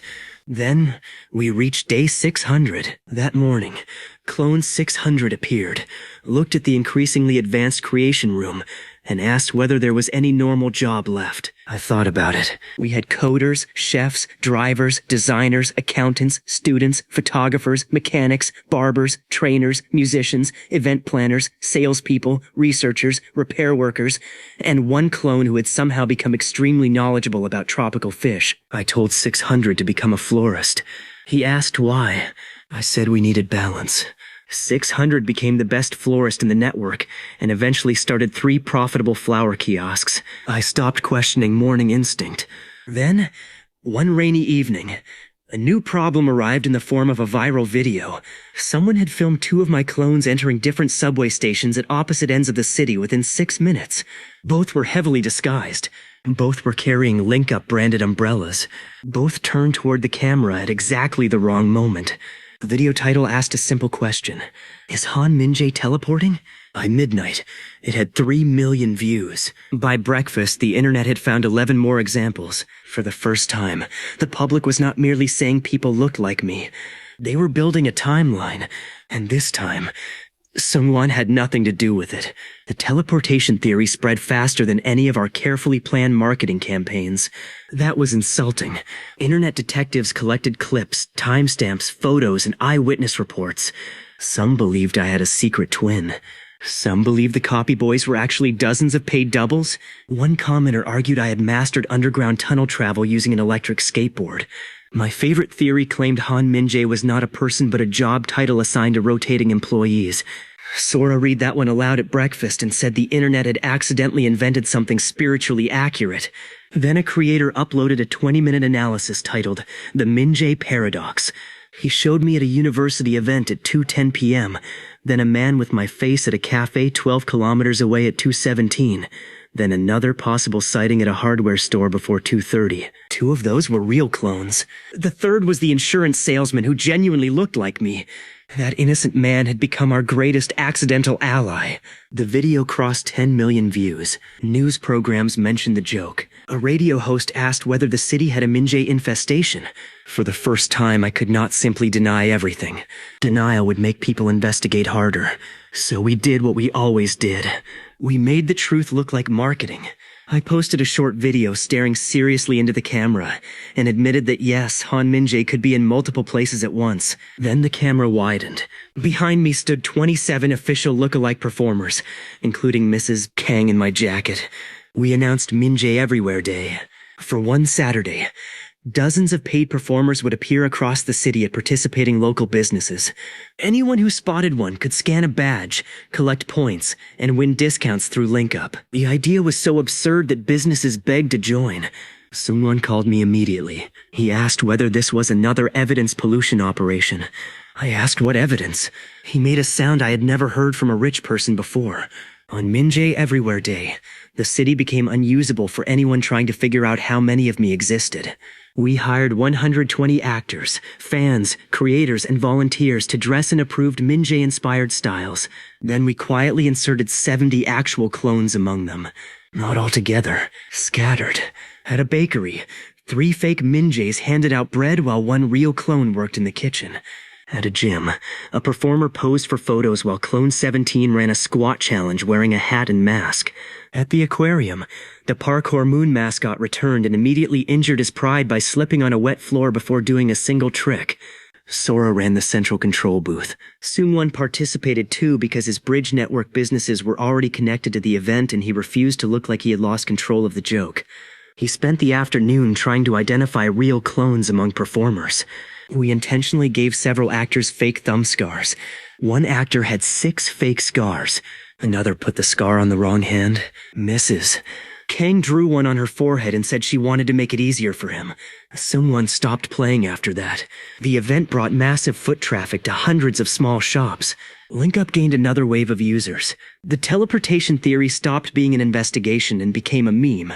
Now, whenever 2 similar-looking men appeared in different places, people joked that Han Minjae had learned teleportation. Our secret had never been safer. I had reached the strange point where greater fame created greater invisibility, and then wealth followed. LinkUp began charging businesses for premium tools, promotions, bookings, and transaction services. Our marketing studio grew into a real agency. One more expanded to specialized local logistics. Our property company renovated old commercial spaces and leased them to small businesses that often used LinkUp. Our event company became one of the busiest mid-sized operators in the city. Our production team handled campaigns for brands outside our own network. I was no longer pretending to be successful. I was successful. The clones helped start it. But by then, thousands of normal people worked in companies connected to us. Managers made independent decisions. Employees built careers. Customers used products because they were useful, not because hundreds of hidden ninjas were pushing buttons backstage. That was important to me. I did not want a fake empire that collapsed if every clone took a nap at the same time. Although technically, every night, a very large percentage of our key hidden staff did exactly that. Day 650 created another scheduling disaster. Our sleep synchronization had become so valuable that clones avoided all-night work when possible. If a clone missed sleep, he missed the network update. This meant hospitals, night logistics, hospitality, security desks, late events, and 24-hour businesses were difficult placements. So we developed staggered sleep synchronization. The power did not require everyone to sleep simultaneously. Memories synced whenever a clone slept. But if others slept later, the newest shared pool passed along through them. In practice, this created waves. The evening group slept first and uploaded their day. The midnight group slept later and received the evening memories plus contributed theirs. The dawn group carried the combined update into morning. By breakfast, most of the network was synchronized. It was like passing a bucket of memories across 600 people without dropping anyone's embarrassing karaoke performance. We usually drop the karaoke performance. Nothing stayed buried. One night, Clone 584 sang an emotional ballad at a team dinner after claiming for months that he hated karaoke. By sunrise, 600 versions of me knew every voice crack. He requested an identity transfer to another district. Denied. Around day 700, we reached another milestone. I was invited to the city's annual Young Faces list, which ranked influential people under 30 across business, culture, sports, science, and community work. Cha Xing-wan had ranked first 2 years in a row. I ranked second. He sent flowers. Clone 600, the florist, inspected them and declared the arrangement annoyingly excellent. The card said almost. I put it on my wall as motivation. For the next month, the clone network behaved like I had declared a championship season. The business team launched 3 new projects. The social team booked collaborations. The community team organized a city repair weekend through LinkUp, where volunteers helped small neighborhood shops repaint signs, fix shelves, clean storage, and update menus. The video team turned it into a feel-good series. The education team helped run free practical workshops on digital tools, resumes, budgeting basics, and small business photography. The barber clones offered haircuts at a senior center and immediately began competing over whose clients looked more stylish. They were banned from turning charity into a haircut leaderboard. Singwon responded with Bridge Festival, a huge networking and culture weekend at his family's convention center. I responded by becoming a major sponsor. He responded by putting my booth beside the bathrooms. I responded by making the bathroom-adjacent booth so popular that lines wrapped around his main stage. We installed a ridiculous machine called the Opportunity Wheel. Visitors entered one skill they had and one thing they needed. The system matched them with possible collaborators on LinkUp. A baker met a packaging designer. A singer met a wedding planner. A retired carpenter met a cafe owner needing shelves. A man who wrote that his skill was eating spicy noodles got matched with a food challenge creator. They filmed a video that night and both regretted it. The booth won the Festival Innovation Award. Singwon handed me the trophy personally, with the expression of a man awarding a medal to a mosquito. The rivalry kept making both of us better. That was the annoying truth. His bridge network forced me to make LinkUp more useful. My businesses pushed his foundation to support more small entrepreneurs. Our jokes generated publicity for local events. Our competitions funded programs that normal people benefited from. The city started treating us like 2 rival sports teams.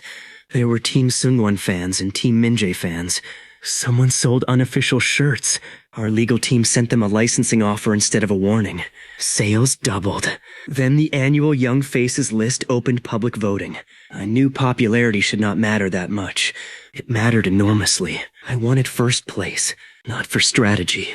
Not for business. Because Singwon had written almost on a flower card, and I had the emotional maturity of a middle school tournament protagonist. The clones wanted it too. That was where Sora stopped us. She pointed out the obvious danger. We had more than 700 versions of me. If every clone voted, created accounts, promoted links unnaturally, or manipulated engagement, we could ruin the entire thing and possibly expose ourselves. So we made a strict rule. No clone could cast more than one legitimate personal vote. No fake accounts. No automated spam. No secret vote farms. We would win popularity the normal way, by being unbelievably annoying in public. We launched a month of community challenges, not vote requests, actual events, a citywide lost and found return week, a cafe passport encouraging people to visit independent shops, a student creator showcase, a ridiculous relay race where teams carried grocery bags instead of batons, a pet costume parade that completely collapsed when a corgi dressed as a dumpling refused to move and became the event's main attraction.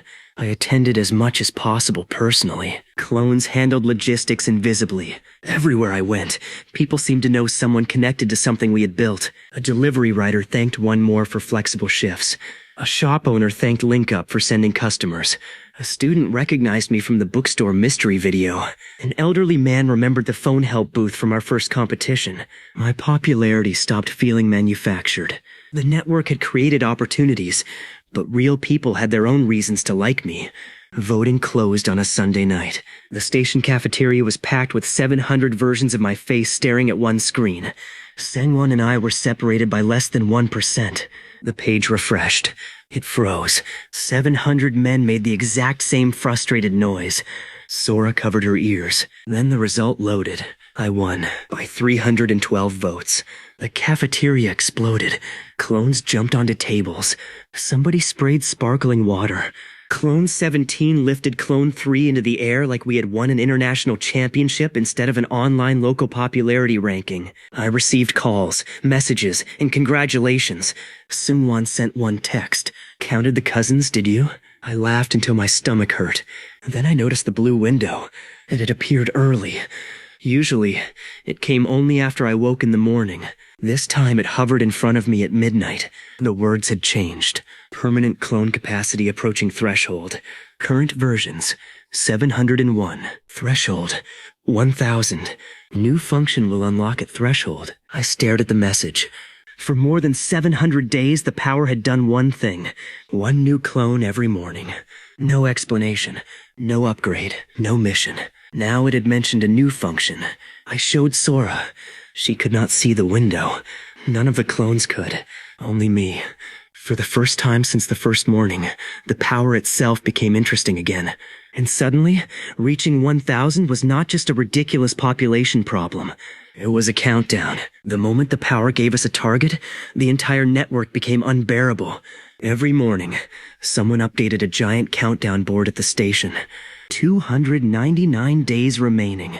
Then 298. Then 297. Clone 29 wanted dramatic background music during creation. Clone 66 wanted sensors around the room.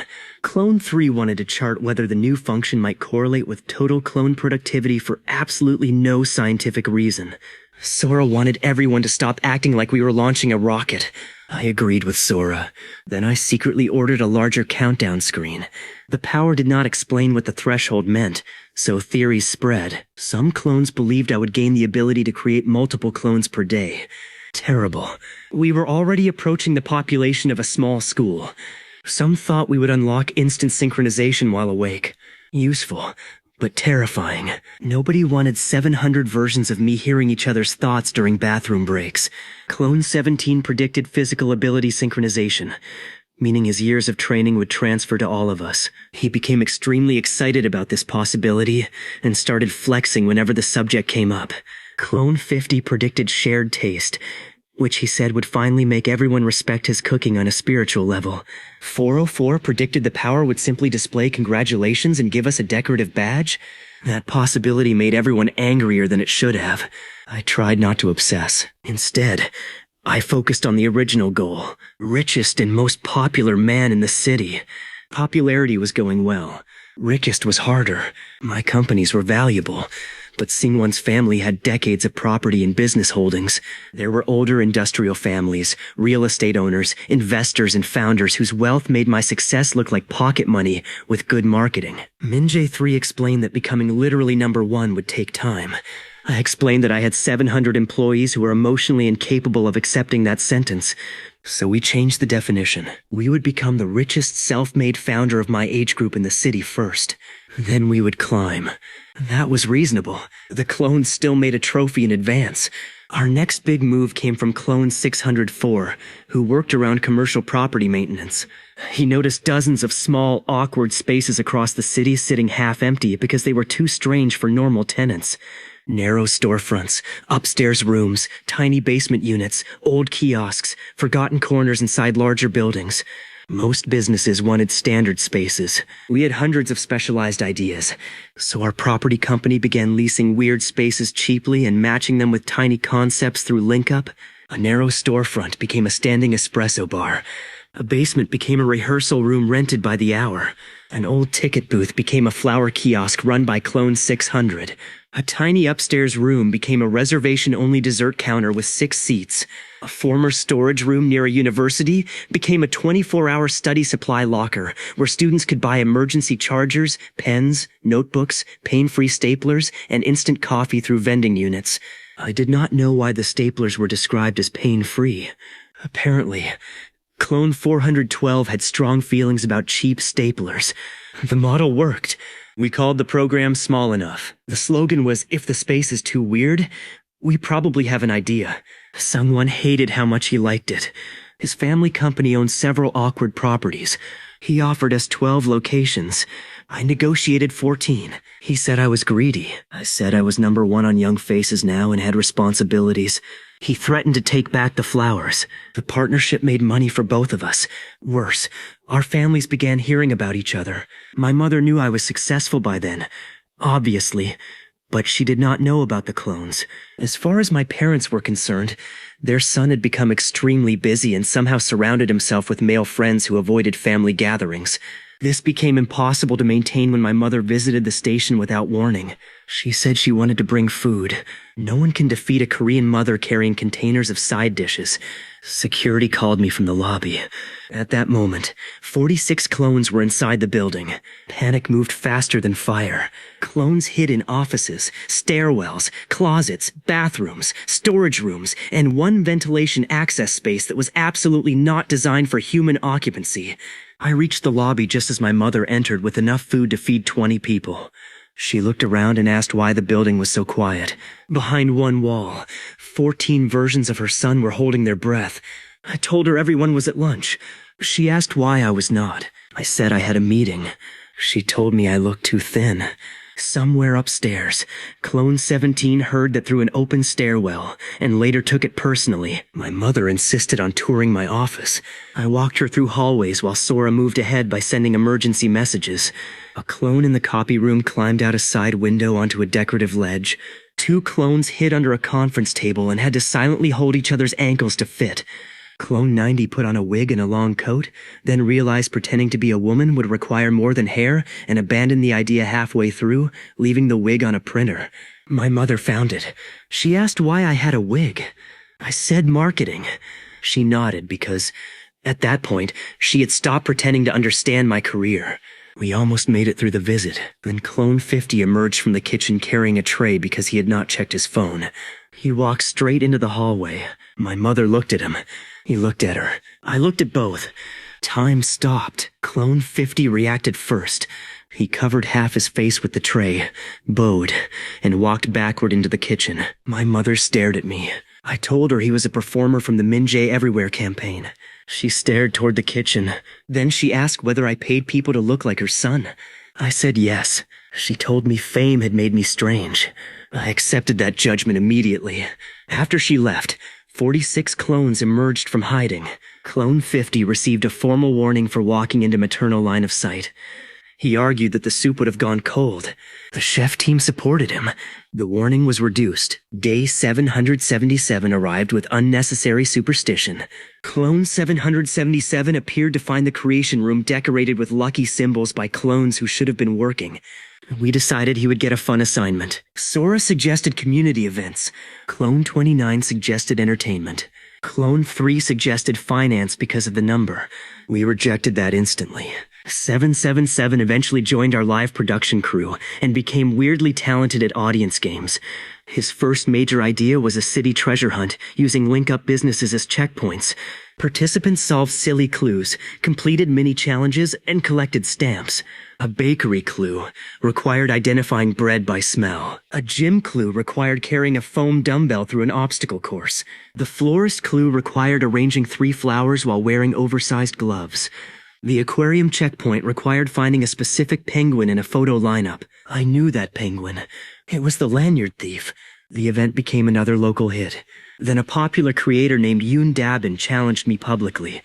Dabin was famous for elaborate social experiments in urban games. She had watched the teleportation videos in Minjae Everywhere Day, and she wanted to make a giant episode called Can We Catch Han Minjae? The concept was simple. I would get a 1-hour head start anywhere in the city. Her team and hundreds of registered players would track clues through an app. If someone photographed me within 6 hours, they won a prize.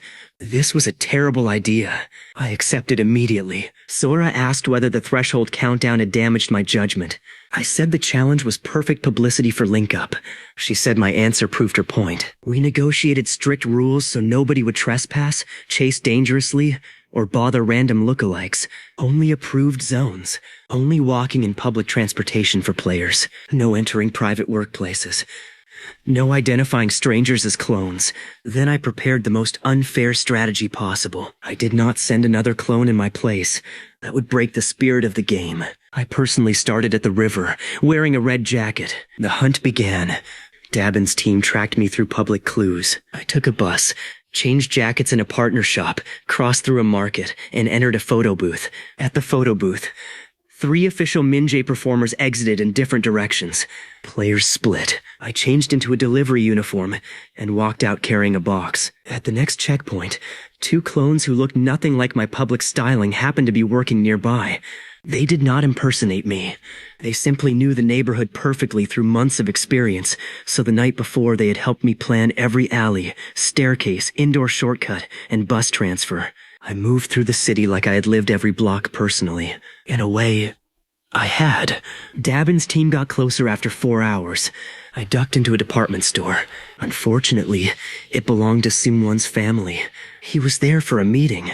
He saw me running past a cosmetics counter wearing sunglasses and a delivery cap. He asked what I was doing. I told him I was being hunted. He nodded once, as if that explained everything, and pointed toward a staff elevator. Cha Sing-won helped me escape through the back of his own department store because he wanted Dabin's team to lose. Rivalry had become friendship with insults. With 20 minutes left, I reached the final safe zone. Mr. Bay's old photo studio. Players surrounded the street. Dabin entered with cameras. She found one Minjae in the main studio. Then another behind a backdrop. Then Mrs. Kang wearing my jacket upstairs. Then Singwon, who had somehow arrived before her and was drinking coffee just to be irritating. I was hidden in the basement mystery room we had built years earlier. The timer ended. I won. Then Dabin opened the basement door 30 seconds later and filmed me celebrating too early with 6 clones who had come to help reset props. For one frozen moment, the camera captured 7 very similar men.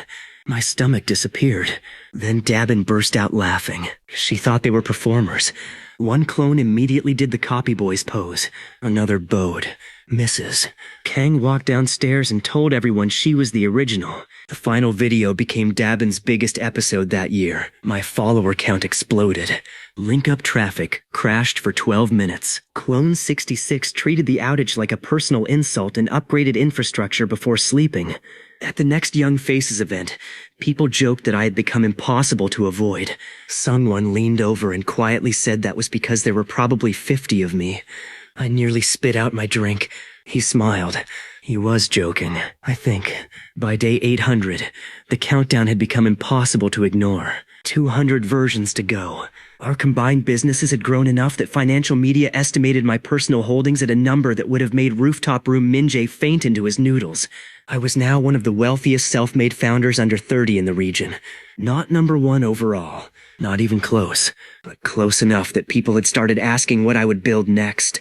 They assumed I had a master plan. The truth was that every morning I created another me, and occasionally assigned him to flowers because the spreadsheet needed balance. Then the blue window changed again. At 800 total clones created, it added one line beneath the countdown. Compatibility test begins at 900. No explanation. No details. Just a new reason for 800 versions of me to lose sleep. 404 looked at the message description I gave him and said maybe the badge theory was still alive. I threw a cushion at him. The road from 800 to 900 should have been boring. It was only 100 mornings. By our standards, that was practically a coffee break. Then clone 888 became famous. Not as me, as himself. His cover identity was Se Jin-hyun, a hospitality trainee with dark auburn hair, thicker eyebrows, light stubble, rectangular glasses, and a wardrobe so polished that even Clone 90 approved. He had spent months working through hotels, restaurants, and event lounges, learning how to make guests feel important without looking desperate. Memory sharing gave all of us his knowledge. But Jin-hyun had practiced the physical details personally. Posture, timing, expressions, the exact way to remember someone's drink order without seeming creepy. He was smooth. I was still a man who once hit a baseball mascot with a ceremonial pitch. One night, a famous actor visited a restaurant where Jin-hyun was temporarily managing the floor. A reservation problem left the actors group without a table. Jin-hyun rearranged seating, found a quiet room, handled a food allergy issue, and somehow rescued a birthday cake that another employee had dropped sideways. Someone filmed part of it. The clip spread online because Jin-hyun looked calm while holding a tilted cake, giving staff instructions, and stopping a candle from setting a paper decoration on fire. Comments wanted to know who the handsome manager was. Sora saw the video and immediately said no. The internet said yes. Within a week, Jin-hyun had fan edits. This was deeply upsetting. He had my face. His styling was different, but still my face. Yet comments called him more mature than Han Minjae. More elegant than Han Minjae? One comment said Han Minjae looked like the kind of guy who would get trapped in a revolving door, while Seo Jin-hyun looked like the person who would politely free him. That comment had 40,000 likes. I reported it emotionally, not officially. The network loved the situation. Clone 29 suggested a public collaboration. Sora almost threw him through a window. Putting me and Jin-hyun on camera together would create two near-identical men who were both becoming public figures. Even with styling, close comparison was dangerous. So naturally, Sing-won discovered Jin-hyun. He met him at a hotel industry event. Through synchronization, I woke the next day with Jin-hyun's memory of Sing-won staring at his face for an uncomfortable amount of time. Sing-won asked if they had met before. Jin-hyun said probably not. Sung-won asked if he was related to Han Minjae. Jin-hyun used our safest answer. Apparently everyone asks me that. Sung-won looked spiritually exhausted. Project Mirror had damaged him. Jin-hyun's popularity kept rising. A hotel brand asked him to appear in a service training video. A lifestyle magazine interviewed him. A restaurant group offered him a management role. He came to me with a request. He wanted to stay public. That was new. Most clones had public lives, but not fame. Their aliases existed inside normal circles. Jin-hyun wanted a career that might put his face on screens. My first instinct was to say no. My second instinct was to remember that I had promised clones more choice. My third instinct was jealousy, because comments kept calling him sophisticated. We held a vote. The network approved Jin-hyun's public career under strict separation rules. No direct events with me. No Copy Boys references. No family jokes. Different styling at all times. Different speech patterns. Different districts where possible. Sora added one final rule. Jin-hyun had to stop using the same mint candy I used during interviews because she had become terrifyingly specific.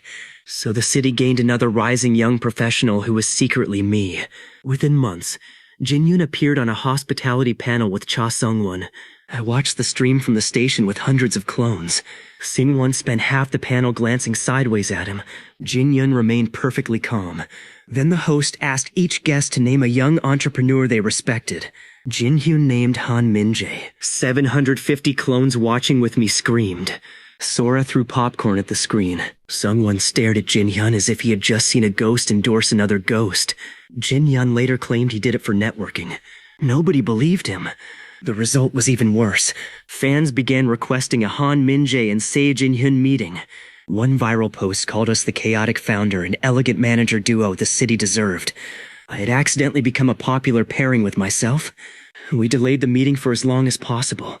Then a major charity banquet invited both of us. Sora considered faking Jin-hyun's illness. Jin-hyun refused. I refused too. Partly because I was curious whether we could survive. The banquet was held in a huge hotel ballroom with cameras everywhere. We arrived separately. I wore my usual public hairstyle in a dark suit. Jin-hyun wore his hair swept back. Glasses, light stubble, and a completely different suit silhouette because Clone 90 insisted shoulders could save lives. The first time we came within 5 meters of each other, the room reacted. People laughed in surprise. Phones came out. Singwon closed his eyes like he had prayed not to witness this day. Jin-hyun and I shook hands. Our faces were similar enough to be uncanny, but different enough in styling that the crowd accepted the obvious explanation. Two unrelated men who looked weirdly alike. The internet exploded. Side-by-side photos spread everywhere. Some people insisted we were brothers. Others said the resemblance was exaggerated. One expert account analyzed jawlines and concluded we were definitely different people because Jin-hyun's face looked slightly leaner. That was true. He had a stricter diet than me. I resented science for helping our lie. The banquet raised a record amount for local youth programs, partly because the live stream audience grew just to watch the two lookalikes stand near each other. At the end of the night, Singwon cornered me near the elevators. He asked how many coincidences one man was allowed to have. I told him successful people attract interesting coincidences. He said he had counted 39 men who resembled me now, not including performers. 39 out of more than 800. Our camouflage was working. I smiled and told him he needed a hobby. He said investigating me was his hobby. I could not argue with that. Then day 899 arrived. The station held another countdown gathering. Not all clones could attend, of course. Hundreds were working, studying, sleeping, or scattered across the city. But screens linked several facilities so everyone could watch the next morning's creation if schedules allowed. At dawn, I stood inside the padded creation zone. The blue window showed one line. Compatibility test begins with next creation. I pressed create. Clone 900 appeared. For 1 second, nothing happened. Then a thin ring of blue light flashed around him. Only I could see it. A new panel opened beside his head. Identity stability. High. Memory integration. High. Autonomy. Standard. Network compatibility. 82%. I stared. Clone 900 stared back because, from his perspective, I was just making a strange face. Then blue markers began appearing over every clone in the room. Scores. 79%. 85. 81. 76. I called 404 into the creation room. His marker appeared. Network compatibility? 99.8%. I stopped breathing. Then I called Jin-hyun. His marker appeared. Network compatibility? 99.8%. Same score. Sora asked what I was seeing. I explained. 404 looked delighted. Jin-hyun looked suspicious. Clone 17 asked for his score. 83%. He blamed leg day. The system gave no explanation for compatibility. Over the next week, I checked dozens of clones. Most ranged from 70 to 90%. A few were in the 90s. Only 404 and Jin-hyun reached 99.8. One was the clone who had deliberately separated himself from the network to experience independence. The other was the clone who had built the strongest independent public identity. Sora saw the pattern before I did. Maybe compatibility did not measure similarity to me. Maybe it measured the ability to remain part of the network while becoming a distinct person. That thought stayed in my head all day. At 900 clones, I had spent years multiplying myself. Now the power seemed interested in which versions had become least like copies, and there were only 100 mornings left. The final 100 days turned the entire network into a countdown cult without the robes. Every morning, one more version appeared. 901, 902, 903. I checked compatibility scores like a nervous game show host. Most new clones landed in the 80s. One reached 94 and immediately became smug despite being alive for 11 seconds. Another scored 71 and demanded a retest. The system did not care. 404 and Jinhyun remained tied at 99.8%. Neither liked that. They became competitive in the strangest possible way. 404 tried spending longer periods awake without synchronization, claiming independent experience might raise his score.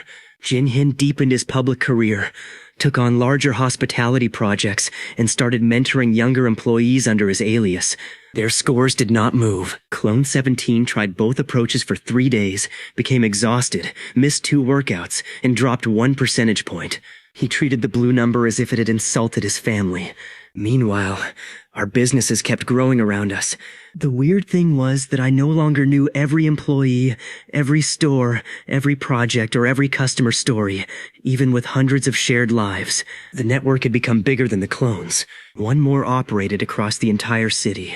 LinkUp connected thousands of businesses and freelancers. Small enough it turned dozens of forgotten spaces into profitable tiny shops. Our production company made campaigns people actually watched by choice. Our event business ran festivals, openings, conventions, weddings, student fairs, sports days, and once a birthday party for a dog with more guests than my first company launch. I attended that dog party personally. The dog wore a crown. I respected him. Financial reporters began describing my collection of holdings as the Minjae Group, even though no company officially used that name. Sora hated it because it made us sound more organized than we were. Inside the station, a whiteboard still had a reminder saying buy more toilet paper beside a chart tracking millions in monthly business activity. That was our true level of sophistication. Then the city announced its largest annual public festival would expand into a full weekend across multiple districts. Food streets, university performances, night markets, creator stages, sports events, small business fairs, family activities, and neighborhood pop-ups would all happen at once. LinkUp became one of the digital partners. Bridge became a community partner. One more handled a portion of logistics. Our event team supported several stages. Our production crew covered highlights. Half my secret network was somehow involved without anyone knowing the connections. Soon one called it the perfect stress test. I called it an opportunity to beat his attendance numbers from Bridge Festival. He said not everything was a competition. Then he sent me his projected attendance chart. So yes, it was a competition. The festival opened on the morning we reached 987 clones. For 6 hours, everything worked perfectly. That should have scared me. At 3:20 p.m., weather changed. Rain hit the western districts earlier than forecast. At 3:27, one outdoor music stage lost part of its sound system. At 3:31, a food vendor received 80 boxes of paper cups intended for a different district. At 3:34, a children's costume parade discovered that half its dinosaur tails were still in a warehouse.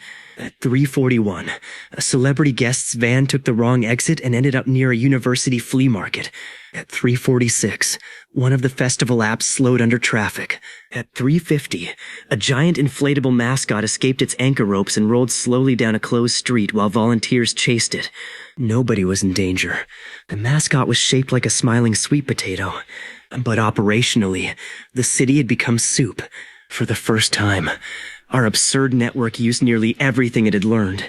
Delivery clones rerouted supplies before official dispatch calls reached them.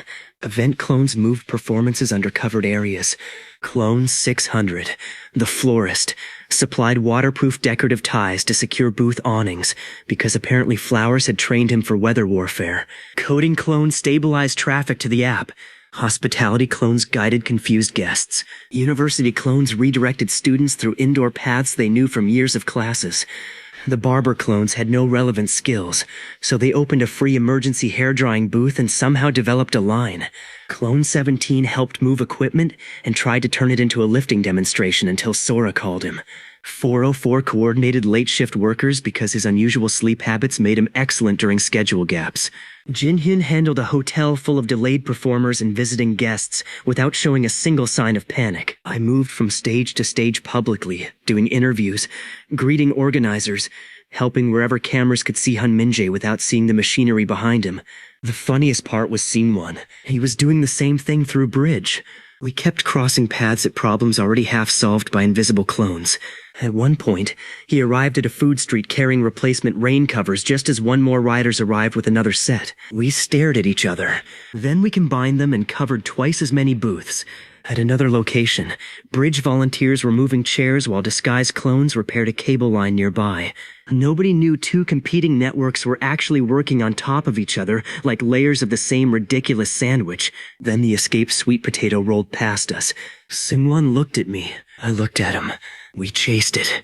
A camera caught two supposedly sophisticated young business leaders sprinting down a closed street after a giant inflatable vegetable. That clip became the image of the festival. Attendance broke records. Rain stopped before evening. The music stages resumed. The dinosaur tales arrived. The lost celebrity ended up performing an unexpected song at the university flea market and called it the best mistake of the weekend. The emergency hair-drying booth somehow became a permanent pop-up concept. Our companies made excellent money. Bridge gained thousands of members. Nobody won the competition because we both benefited. Seungwon hated that answer. I hated it too. So we competed over who could get more likes on the sweet potato chase photo. I won by 9,000. He claimed clone interference. I told him to prove clones existed. He stared at me for a long moment. Then he laughed. That night, standing on the roof of the station, I looked across the city and understood how ridiculous everything had become. Years earlier, I could barely afford noodles. Now companies I owned or helped build touched deliveries, events, property, media, software, food, retail, services, and community projects across the city. People I had never met used systems created from ideas collected by versions of me. Hundreds of clones were sleeping in apartments, dorms, staff rooms, and houses across dozens of neighborhoods. Others were still awake, working late shifts and carrying the day's shared memory forward. Some had careers I could never personally live. Some had friends who knew them only by their aliases. Some had hobbies I did not care about until I fell asleep and suddenly remembered caring very much. One clone loved pottery. One loved running before sunrise. One had become a terrifyingly good chess player. One still collected novelty socks. One could identify tropical fish from silhouettes. 404 liked silence. Jinyun liked becoming someone people respected without using my name. They were all me. They were also not me anymore. That was probably what the power had been testing all along. The next morning, I created Clone 990. His compatibility was 86%.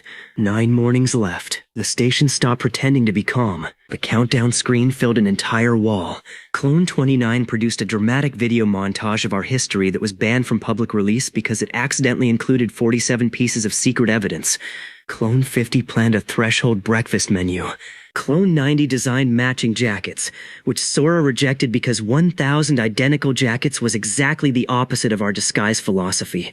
Clone 3 prepared financial projections for every possible new function despite having no clue what the function was.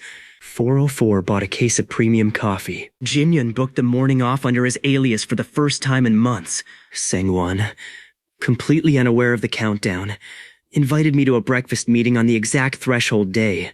I declined. He asked why. I said family event. That was technically the truest excuse I had ever given him. 5 mornings left. 4, 3, 2. On the final night, I barely slept. That was ironic because sleep was the center of everything we had built. Memories arrived in waves. A clone closed a cafe. Another finished a late class. Someone repaired a scooter. Someone watched a movie with friends. Someone counted warehouse inventory. Jinyun walked through a quiet hotel lobby. 404 stood on a convenience store roof drinking coffee under city lights. Sora fell asleep on a station sofa after insisting she was not tired. One by one, Lives folded into the shared pool. I remembered hundreds of ordinary endings to hundreds of ordinary days. And morning came. The station creation room was packed as tightly as safety allowed. Screens connected other facilities. Clones crowded hallways, lounges, cafeterias, offices, apartments, and video feeds. Nobody wore matching jackets. Sora had won that battle. I stood inside the padded circle. The blue window appeared. Current permanent clones. 998. Original versions. Pon. Total versions. 999. Available creation. 1. Threshold? 1000. For once, nobody made a joke. I pressed create. Blue light filled the room. Clone 999 appeared beside me. He had my face, my current body, my memories up to the moment of creation, and the exact confused expression every clone had worn since the first one appeared beside my bed years earlier. Then the system chimed. Total versions. Ton. Threshold achieved. The room exploded in cheers. Clone 17 lifted someone again. Sparkling water sprayed despite a specific rule against spraying liquids near electronics. Clone 50 arrived with food. 29 started filming for private archives. Sora sat on the floor laughing at the fact that 1,000 versions of the same broke university idiot now secretly occupied an entire city ecosystem. I laughed too. For about 5 seconds. Then the blue window changed. Compatibility test complete. Independent identity development confirmed. Network expansion condition satisfied. 2 secondary nodes selected. I stopped smiling. Across the room, blue rings appeared around 404 and Jin Hyun. Their compatibility scores changed from 99.8% to 100. Neither could see my window, but suddenly both of them froze. 404 dropped his coffee. Jin Hyun grabbed the edge of a table. I pushed through the crowd toward them. Before I reached them, 404 looked directly at me. His face had gone pale. He said he could see something blue. The room became quiet in waves. Jin Hyun looked at me next. He could see it too. I asked what it said. 404 started laughing. Not normal laughter. The exhausted laughter of a man who had spent years living inside the strangest loophole in reality and had just discovered the loophole had a basement. Jin Hyun did not laugh. He looked horrified, and both of them raised one hand into empty air. From my angle, I saw nothing, but I knew the gesture. I had made it every morning for years. Pressing a button, 404 looked at me and said his window had one command. Create one permanent clone every morning. My brain stopped. Then Jin Hyun said his had the same command. Nobody moved. Somewhere in the back, Clone 3 whispered a number calculation and immediately looked sick. Until that morning, the population had increased by 1 version per day. Now there were 3 creators. Me, 404, Jin Hyun. If all 3 received 1 creation every morning, our growth had just tripled. Unless their future clones could also reach compatibility. Unless secondary nodes could create secondary nodes. Unless this was only the first unlock. The blue window in front of me updated again. Network level 1. Next threshold. Hidden. I stared at those words while 1,000 versions of my face waited around me. Then every phone in the room buzzed at nearly the same time. Not because of the power. Because Sora's security system had sent an alert. Someone was at the station entrance asking for me. A live camera feed appeared on the wall. Sha Sung-won stood in the lobby holding a folder. He had no appointment. He looked unusually serious. The receptionist clone on duty had disguised himself well, but that no longer mattered because the hallway behind him currently contained enough hidden minjaes to destroy 3 years of careful lies in 10 seconds. Sora checked the message attached to Soon-won's visit. Then she looked at me. Apparently, Sing-won had finally completed Project Mirror. He wanted to show me his conclusion. On the security feed, he opened the folder while waiting. The first page contained a map of the city covered in dots. Hundreds of dots. Not 39. Hundreds. My stomach dropped. At the same moment, 404's new blue window chimed. Then Jin Hyun's chimed. Both looked at me. Their daily create buttons had refreshed immediately. Apparently, becoming a secondary node came with a welcome gift. 2 creations available right now. Behind the lobby doors, Sing-won was 1 elevator ride away. Inside the station, 1,000 versions of me started arguing over hiding places. 404 was laughing again. Jinyun was asking whether pressing the button would make things worse. Clone 17 was already trying to move a sofa in front of a hallway for reasons nobody understood. Sora was yelling that if even one person climbed into a refrigerator this time, she was quitting. And me? I looked at the city map on Singwon's folder. I looked at the two new creators beside me. I looked at the 1,000 lives I had somehow turned from one terrible Monday morning into the most ridiculous secret organization in the city. Then the blue window flashed one more time. Network expansion ready. I smiled, because if Cha Seung-won thought finding 1,000 of me was the end of the mystery, he was already 2 Minjaes behind.